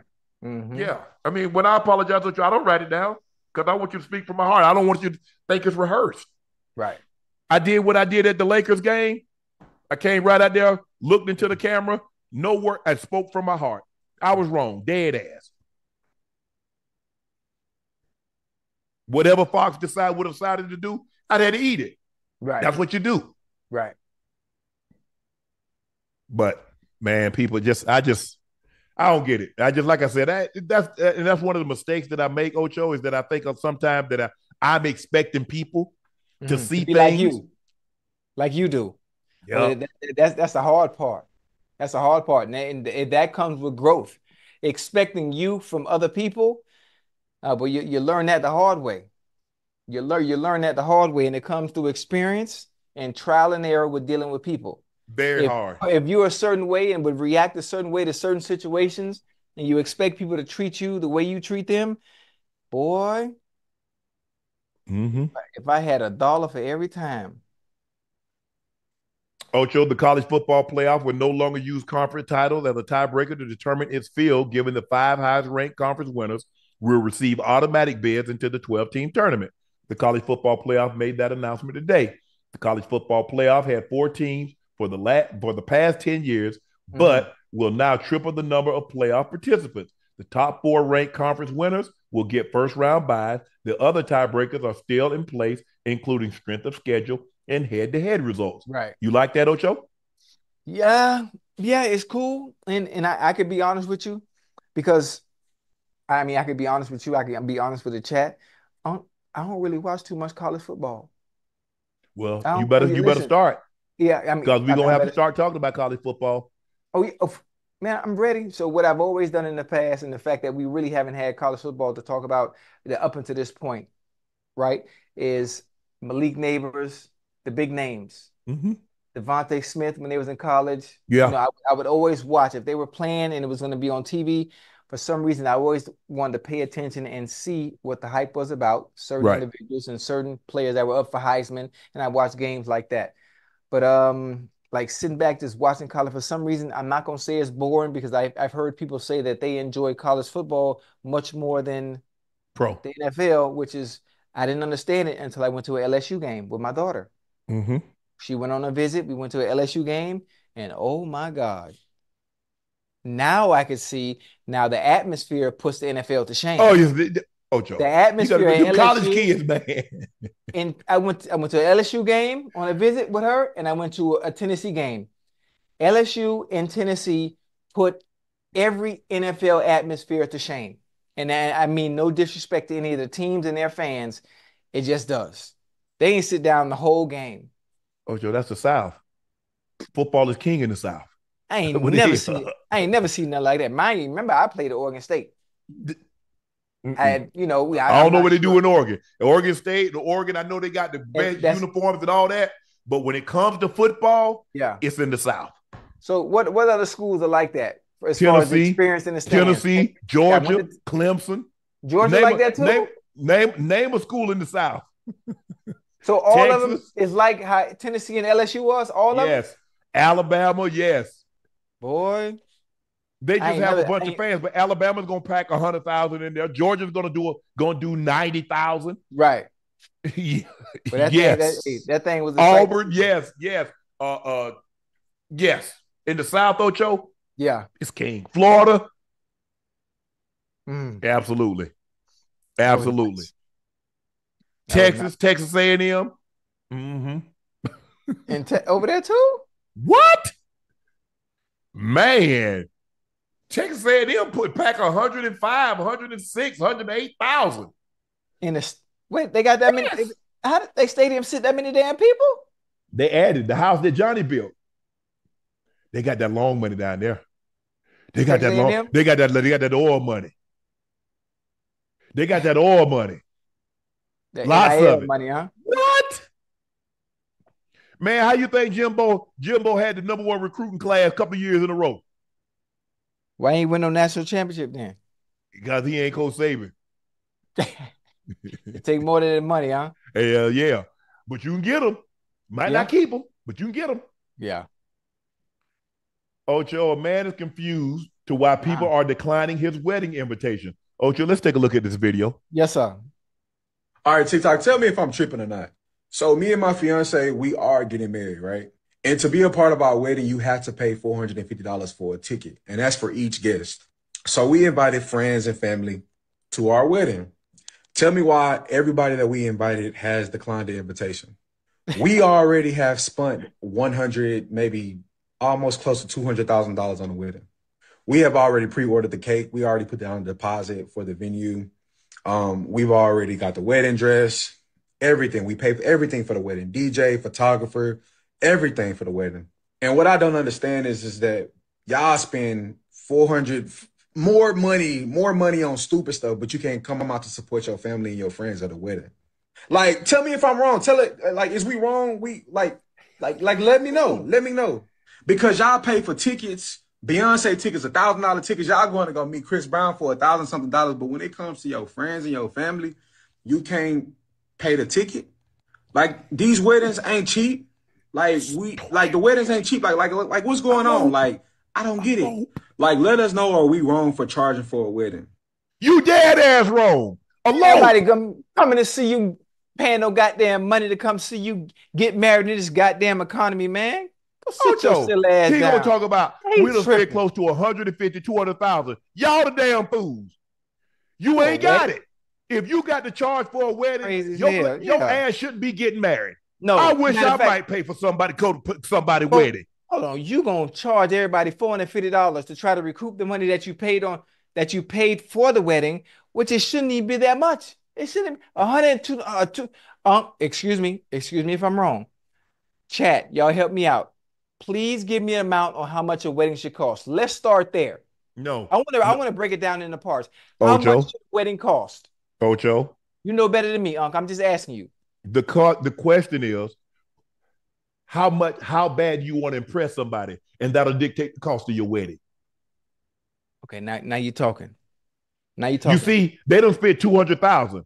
Right. Now, unless her daddy worth about 10, 15, 20, 30 million. Right. I wish my daughters would come to me and talk about, y'all better take this money for a down payment on the house and get y'all ass on up out of here. Wait, I'll come stand beside you to court just for the peace. So 200,000 that's too extravagant. That's way too much. What? For a wedding? But half the people that don't even like the groom or the bride and don't. Right. And they just coming to be nosy, huh? So Chad, help me out, Chad. Please give me the numbers. Cause listen, and you don't even know I'm planting a seed right now. I keep asking you for a reason now. Yeah. But Ocho, here's the thing, Ocho. Normally, the father, I got 2 daughters. Yeah. They already know. My oldest already say, oh, if you think my daddy gonna pay X, Y, and Z, that ain't happen. Destination wedding if you want to. Okay. I wish I might pay $400 to go to somebody else's wedding. And then he got the nerve. Stop counting my pockets. Oh, yeah, y'all spend money on frivolous stuff. Chris Brown. That's my money. Don't worry about what I spend my money on. I just ain't spending $450 to go to no wedding. Right. So if I want to take $450, if I want to take $4,000 and buy a Beyonce ticket, if I want to take $10,000 and buy a Beyonce ticket, or go to the Super Bowl, that ain't none of your business. Support family and friends means I'm going to show up. Okay. Right. If you got a business, let's say, Ocho, you got a restaurant. Right. Okay. I ain't coming to eat free. I'm going to pay for my meal. I'm going to tip the servers. If you got a business where you selling T-shirts or clothing, right, I support you. But if you think for 1 second, I'm going to pay $450 to go see your funky ass wedding, man, you out your mind. Hey, the chat, I didn't see nothing over 50 grand. I'm reading the chat and everybody in the chat said 50 grand is a max for a wedding. Now when it comes to weddings, I love the fairy tale ending. I love little girls that are raised, watching movies and being taught and groomed into that happy ending and actually making that come true and living that dream or living that fairy tale. But at what cost? And in today's era of women and aesthetics and social media, like, do women really want to be, do they want to have weddings? I think they want to have weddings. They don't want to be married. I think that's the disconnect. They like the weddings, the aesthetics, the pretty, the changing outfits, but they don't like what actual marriage entails. There's a difference. I would break it down right now, but I'm not going to break it down because we don't have that kind of time. The more extravagant the wedding, the shorter the wedding, the shorter the marriage. Yeah. The more extravagant, the Right. short. Go look at all those Hollywood stars that spend all that money, Right. 1 million, 500,000, 200,000, and see how long they stayed. Now go look at the ones that had the little quaint wedding that went to the church, or they went to Justice of the Peace. Right. Because you got that big ass wedding, you just try, man. I know a dude who had a homeboy, man. Joe got married, custom suit, custom gator shoes. Uh-huh. What happened? Was married by the long as a snowball in the microwave. Hey, he was married what? How long? As long as a snowball in the microwave. How long that last? Man, please. Paying all that money. $200,000 for what? What are you paying $200,000 for, Ocho? What? I'm just trying to figure what you renting out? The Taj Mahal? What you renting out? The White House? I listen. What y'all eat? What y'all eating? Caviar? Lobster? That's a great topic because I have no idea on how much weddings actually cost. And the funny thing about it is I keep asking purposely because you already know who is doing all the planning, and I'm curious to what that bill gonna look like. Cause we ain't going too far now. We going right to the Bahamas. We ain't going there. I mean that's a 30-minute flight. Hey, I gave my daughters a budget. You got a budget. I don't get whatever you do after that. What number? I mean, I don't want to be in your business, but what number you said? 30,000. Okay. So you can have a wedding with 30,000? I don't know what you can have. I ain't the one getting married. I don't give a damn. Hey, they better go get one of them. Hey, y'all from the South, y'all know about that fried catfish and spaghetti plate. Hey, I know somebody hooked that thing right on up. What they charge by the plate? $10.50 a head. Spaghetti, fried catfish, a piece of cornbread, and a styrofoam cup of sweet tea. That's all you're getting. Man, I'm not fit to go. Hey, just because they somebody. Oh hell, no, man. I wish I might take that money and put a down payment on the house.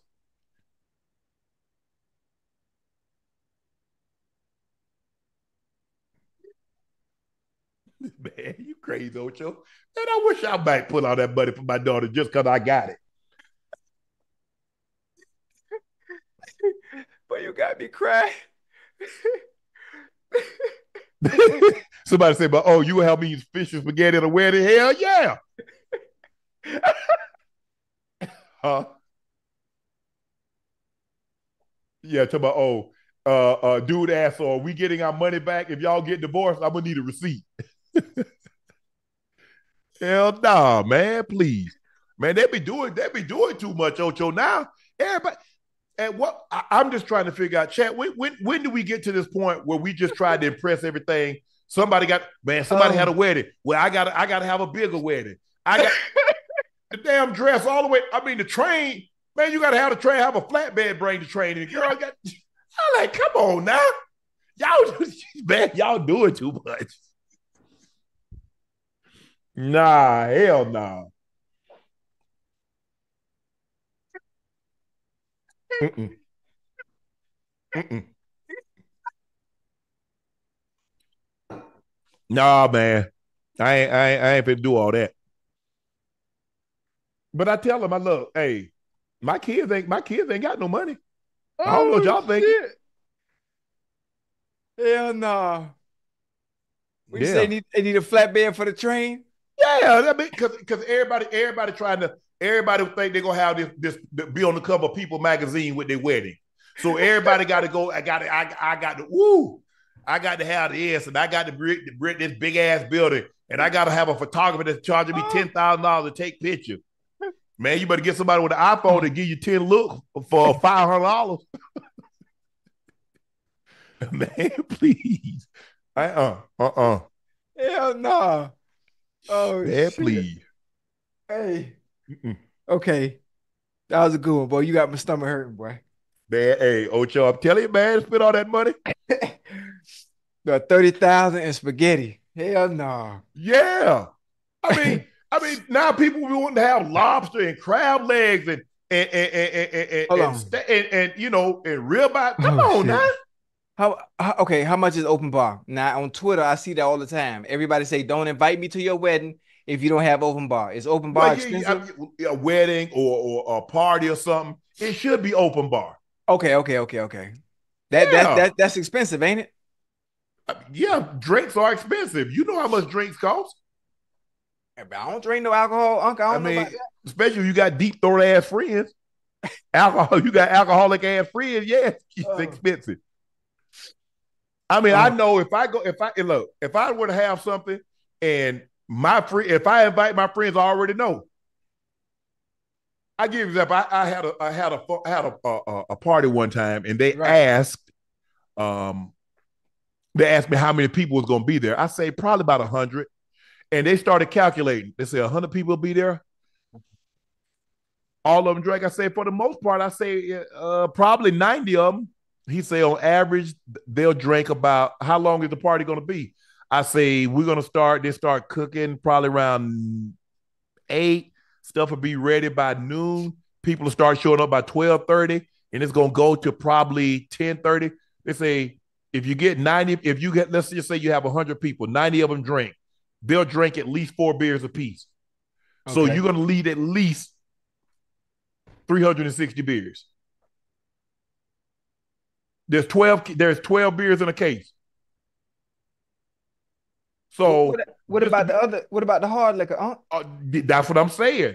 Yes. So I had everybody, because at that point in time, Ocho, a lot of stuff. So I had like big bottles. So I got like 4 bottles of Belvedere, 4 bottles of Grey Goose, 4 bottles of Chopin. I had 5. I'm getting a lot of stuff they ain't never had before.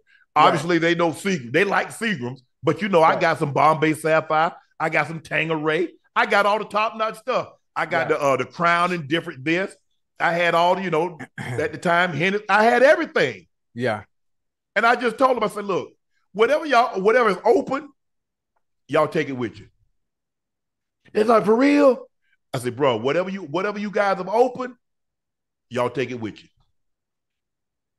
Hey, so I spent probably $4,000 on alcohol. The beer was a gift. Right. But I spent about $4,000. Oh, that's not bad. That's not bad. I mean, I'm for obviously for the setting and the occasion. So because I bought so much of it, the guy gave me like a discount because I brought so much of it. Right. So open bar at a wedding, it ain't that expensive then. Okay, $4,000. It all depends on how many people you got, Ocho. I'm trying to figure out who know this many people. I don't know 500 people. You know 500 people? I mean, I don't know 500 people, immediate people that need to be at a goddamn wedding. Nah, exactly. Nah. So if you don't know 500 people, I ain't feeding your ass. I ain't no home. I ain't no shelter. Come one, come all. I will feed. Hell no.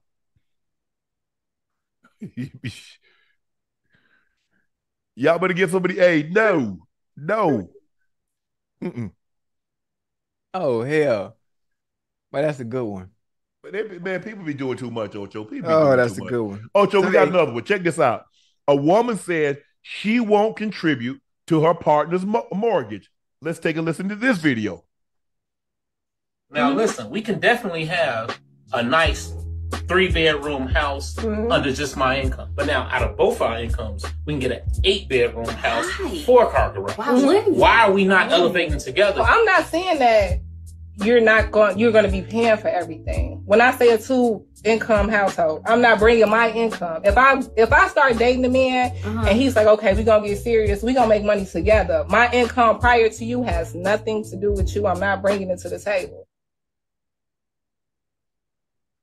Now, who's she? What, hold on, Ocho, what's she supposed to be bringing to the table?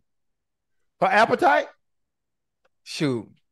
Listen, there are men out here that have women that are thinking this way.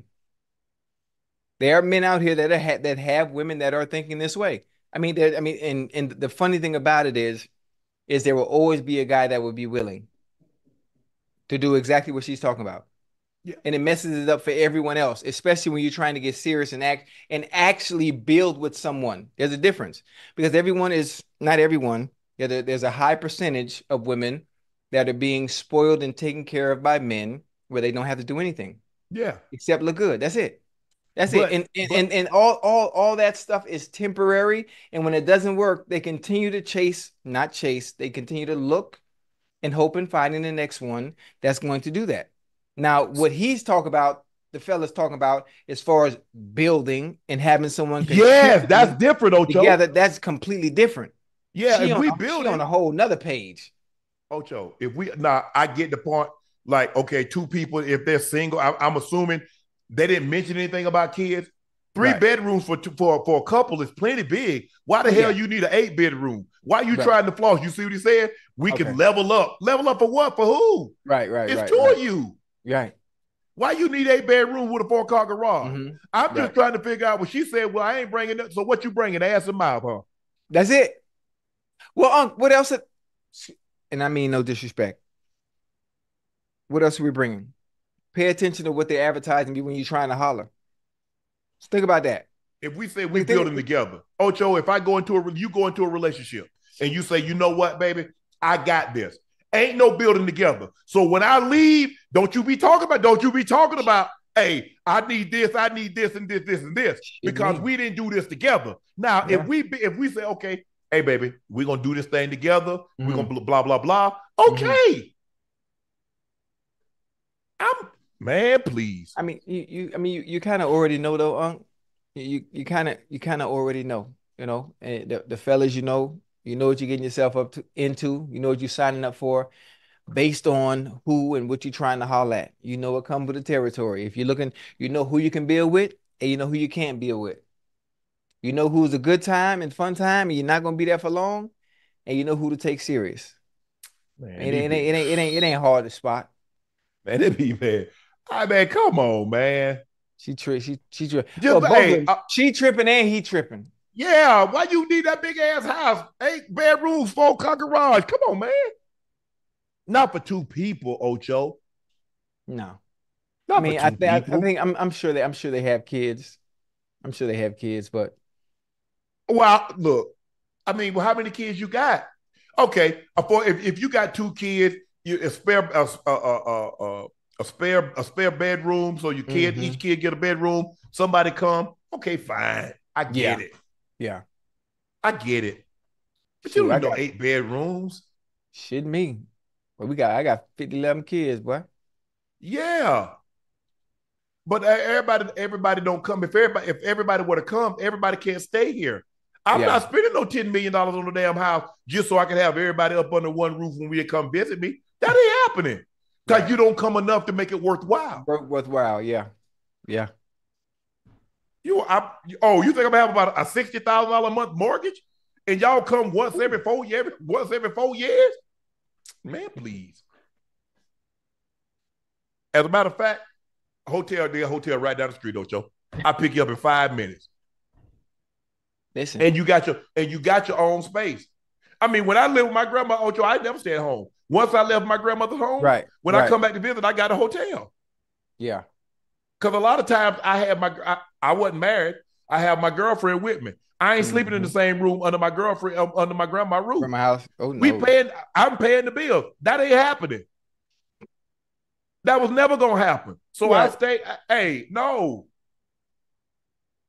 You like me? I was content.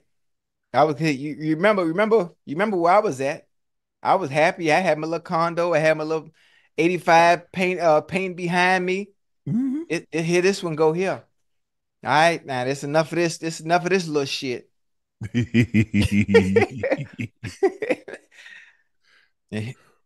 Yeah, but look, like I said, most of the time it's only gonna be my sister, my mom. Yeah. One of the kids will come. You know, hey, we alternate. Hey, it's my turn Christmas this year. I get them for Christmas. Mom got Thanksgiving. Everybody ain't gonna be here. My mom, my sister, my kids. Everybody gonna be everybody gonna be here. They gonna be they in and out. I got plenty of room. Right. And besides, hell, my mama gonna want to stay. My mom coming with some of her friends coming to the casino. She'll like, you gonna stay with your son? No, I'm gonna stay at the casino. He ain't gonna want to take me to the casino. Okay. She don't want to tell me I won't take her to the casino. Yeah, I'll take you to the casino. But you ain't gonna give your mama you coming to Vegas? I thought you had something. Right. Who comes to Vegas with nothing? You coming to Vegas with your friends? Man. Oh man. But man, hey man, come on, man. Come on, people. They trip. Ocho, for me, man, I understand women. I understand you looking for Mr. Right, but at some point in time, see, the problem what we're having here, Ocho, is that we have non-traditional women want to live a traditional life. Right. They want a life like their mom or their grandma. Well, not these moms, because some of these moms was like they had their kid at 15, and so they 40 and they got a 23-year-old daughter. Yes, sir. But I'm saying like grandma and great grandma, traditional role. A lot of time the father worked, and the wife, the mom stayed home. She cooked, she cleaned. You can't cook. You don't want to clean. I ain't no maid. I ain't no cook. You ain't no damn part either. Now get the hell up out of here. Because you keep telling me, see, what you keep telling me is what you not. Yeah. But you keep telling me what I am. Something don't correlate. Something's not jiving. Yeah. You can't be non-traditional, but want a traditional life. It's difficult. It's difficult. It's always been a tug and pull. It's always been a tug and pull. You can't do this. I need a G-Wagon. I need this. I need an AP. I need a Paddock. I need an LLC. LC. I got a homeboy named LC. That's the only LC I know. LC, yeah. And I definitely can put another L in front of it. You gotta think the percentage of dudes that are buying the G-Wagons and the APs is a very small. It's a very small percentage and of more them. Power right? to them. I ain't got no problem with you, bro. I'm never gonna hate on you. You got it like that. Take off. I'm not gonna hate on the females that can get it. Women, I'm sorry, I don't want to be disrespectful. Right. Women that can get it. Yeah, but you gotta understand. I just know who ain't gonna give it to you. Yeah, it messes up. It messes up because when some see that and think it's possible, well, shit, that should be me too. So whoever I'm dating is gonna have to come hard just like that. But it ain't. It's not reality. Social media and all these bags and all this cars like this. That's not reality. It's very difficult to maintain and live that lifestyle consistently. It's damn near impossible when you think about it. Like, it's not real. The era we in is like it's really messed up. It's really messed up. Well, everybody looking like they anybody that can get it, Ocho, if they can get it, more power to you. But you have to realize there's only a very select few people that can see you trying to trick a guy that ain't got nothing to trick off. Ocho, how you trying to trick a guy that's making 50, 75, 100,000? You can't trick him because he ain't got it. Not with what you want. And the dudes that do got making 7-8 figures to get that. And the funny thing about it is the dudes that do have it, the small percentage of them, they get the pick from the whole goddamn little because everybody want what they got. So they getting any and everybody they want. So it leaves the hardworking 9 to 5 guy out to pick up from the scraps. And I'm Yeah. not saying scraps like that in the sense of the scrap as women. I don't mean it like that. Everybody says, Ocho, oh, I can date a school teacher, I can date a bus driver. No, you won't. Not when you've been in that environment, when you've been on the private planes, when you've flown first class, when you stayed at 4-5-star hotel, you ain't dating that. Yeah, you ain't going backwards. That's you what you ain't going backwards. Because once you get a taste of that lifestyle, it's a wrap. And you're gonna most of the time, Ocho, the guy that you talking about that you would date, which I know is a lie, they can't get in the places that you are. So how you gonna meet them? You ain't gonna get that guy pull up. That guy, see the difference between a guy and a guy, a man and a female. Yeah. Ocho, is that you'll see a fine woman at the bus stop. Guys see a fine woman at the bus stop. If she fine, he'll stop that car. Yeah, and get a number. A woman, a dude riding the bus, I don't care how fine he is, she ain't stopping. That's beneath her. Mm-hmm. Yeah. You do your thing. I look. Whole world. I live in my little world. I got my own little bubble. I'm cool. Hey, you ain't gonna never get married. You got too many kinks. You got too many issues. Well, you weren't a candidate, so why you worried about it? It's tough, Unc. It's tough. It's a crazy. It's not a crazy topic, but it's just. I mean, a little delusion. Yeah. Expectations are high, not realistic. But I want all women to strive and want the best for them. Mm-hmm. I mean that's great, but at some point we have to be realistic in our expectations. And I'm not gonna say never, Ocho, not to cut you off. I'm not gonna say never, but more times than not, you will see a man will date and fall in love with a woman at any income. Yeah, it's a rarity that you will find a woman that's high value of a certain net worth fall in love with someone. It's happened. It's happened. Yeah. Yeah. That's crazy. That's crazy. But there are more stories about Pretty Woman involving Richard Gere and Julia Roberts than vice versa. Yeah.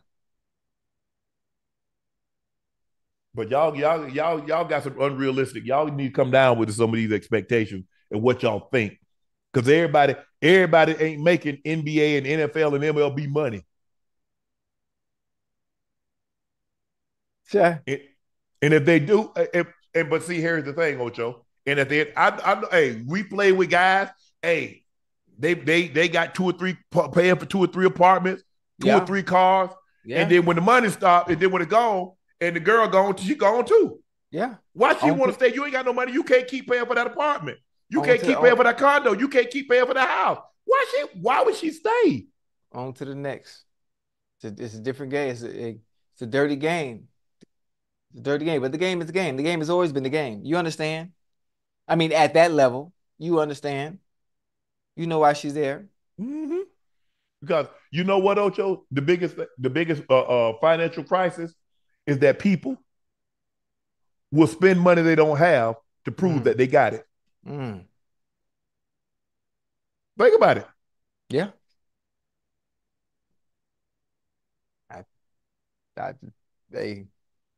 I've been preaching it for the past 20 plus years. Let's finish out strong, Ocho. Last segment of the night is Q&A. Hey, boy, the night was good, bro. That goddamn laugh, boy, you got my stomach hurt, bro. God damn. Leota Rose said, this show is very entertainment. The segment Unc Stories, Ochocinco, you guys are hilarious. Even though I know nothing about sports, I'm always tuned in for the next live to see what happens next. Leota, thank you very much. We really appreciate your support. Love you. Curry said, Ocho, salute y'all. When you gonna get Harris on Club Shay Shay? We need that. Who is Harris? Harris who? Oh, Kamala. Oh, Miss Harris. Reach out to Look at you. Come on, huh? Yeah, you know. Miss Cam is how you say her name? Kamala? Kamala. Kamala?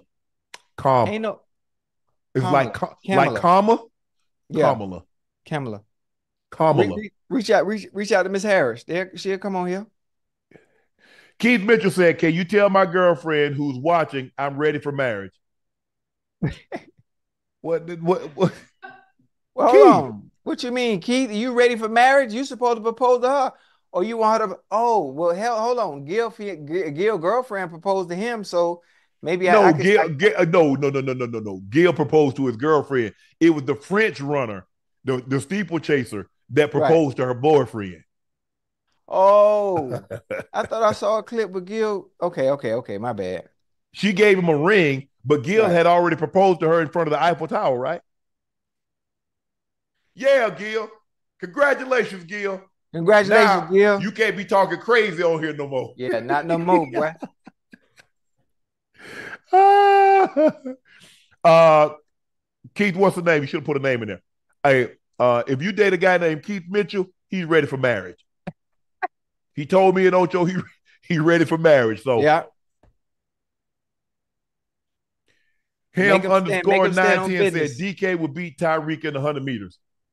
Who? Said DK? Yeah. Ooh. Whoever get out first.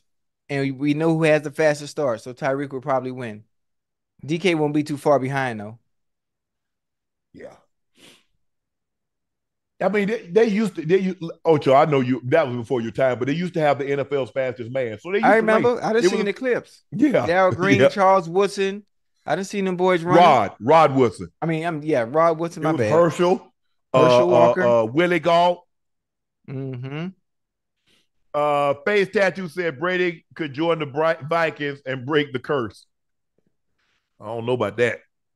Y'all might need to go see me as Rudolph to get that curse up off y'all.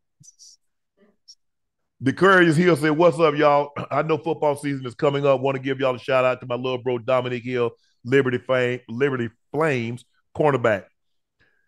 Aquarius, hey bro, hey Dominique, go put that work in, bro. Yes, sir. The Liberty Flames. That's a Bible school, isn't it? Isn't that Jerry Falwell? I think that's Liberty. Yeah. Televangelist. See, Televangelist has been coming on a long time. I remember Jerry Falwell, Rex Humbard. They had Jimmy Swaggart. All of these come on. Yeah, these come on. Oh, Jimmy. You know, Jimmy got caught up one time. He came on to my house. I've seen it. Oh, Jimmy. J-Rock said, what happened with it? What happened with you and Nicole? She said she put in her friend zone during the interview. Come on, don't go out like that.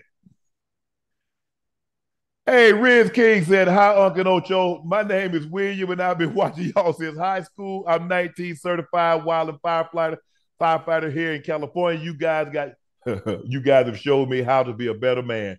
Much love. Riz King, I appreciate that, bro. I'm good.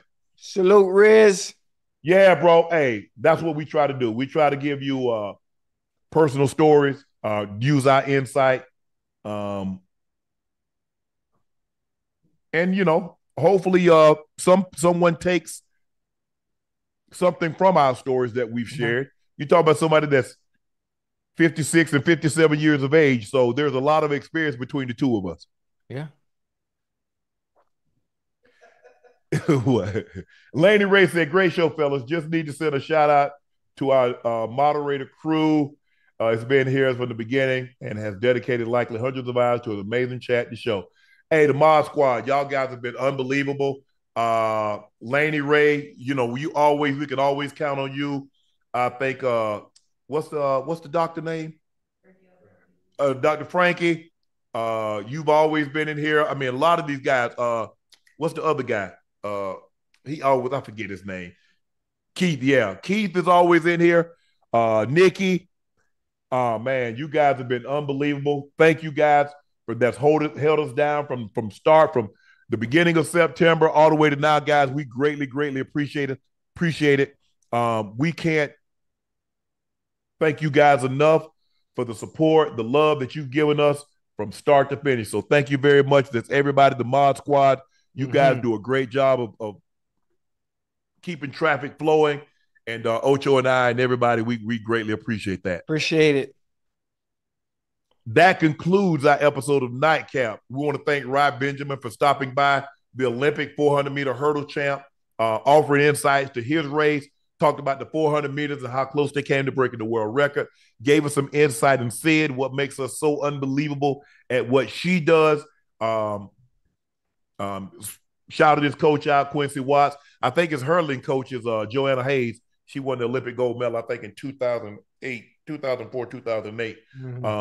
But we want to congratulate all these coaches, because it's just not.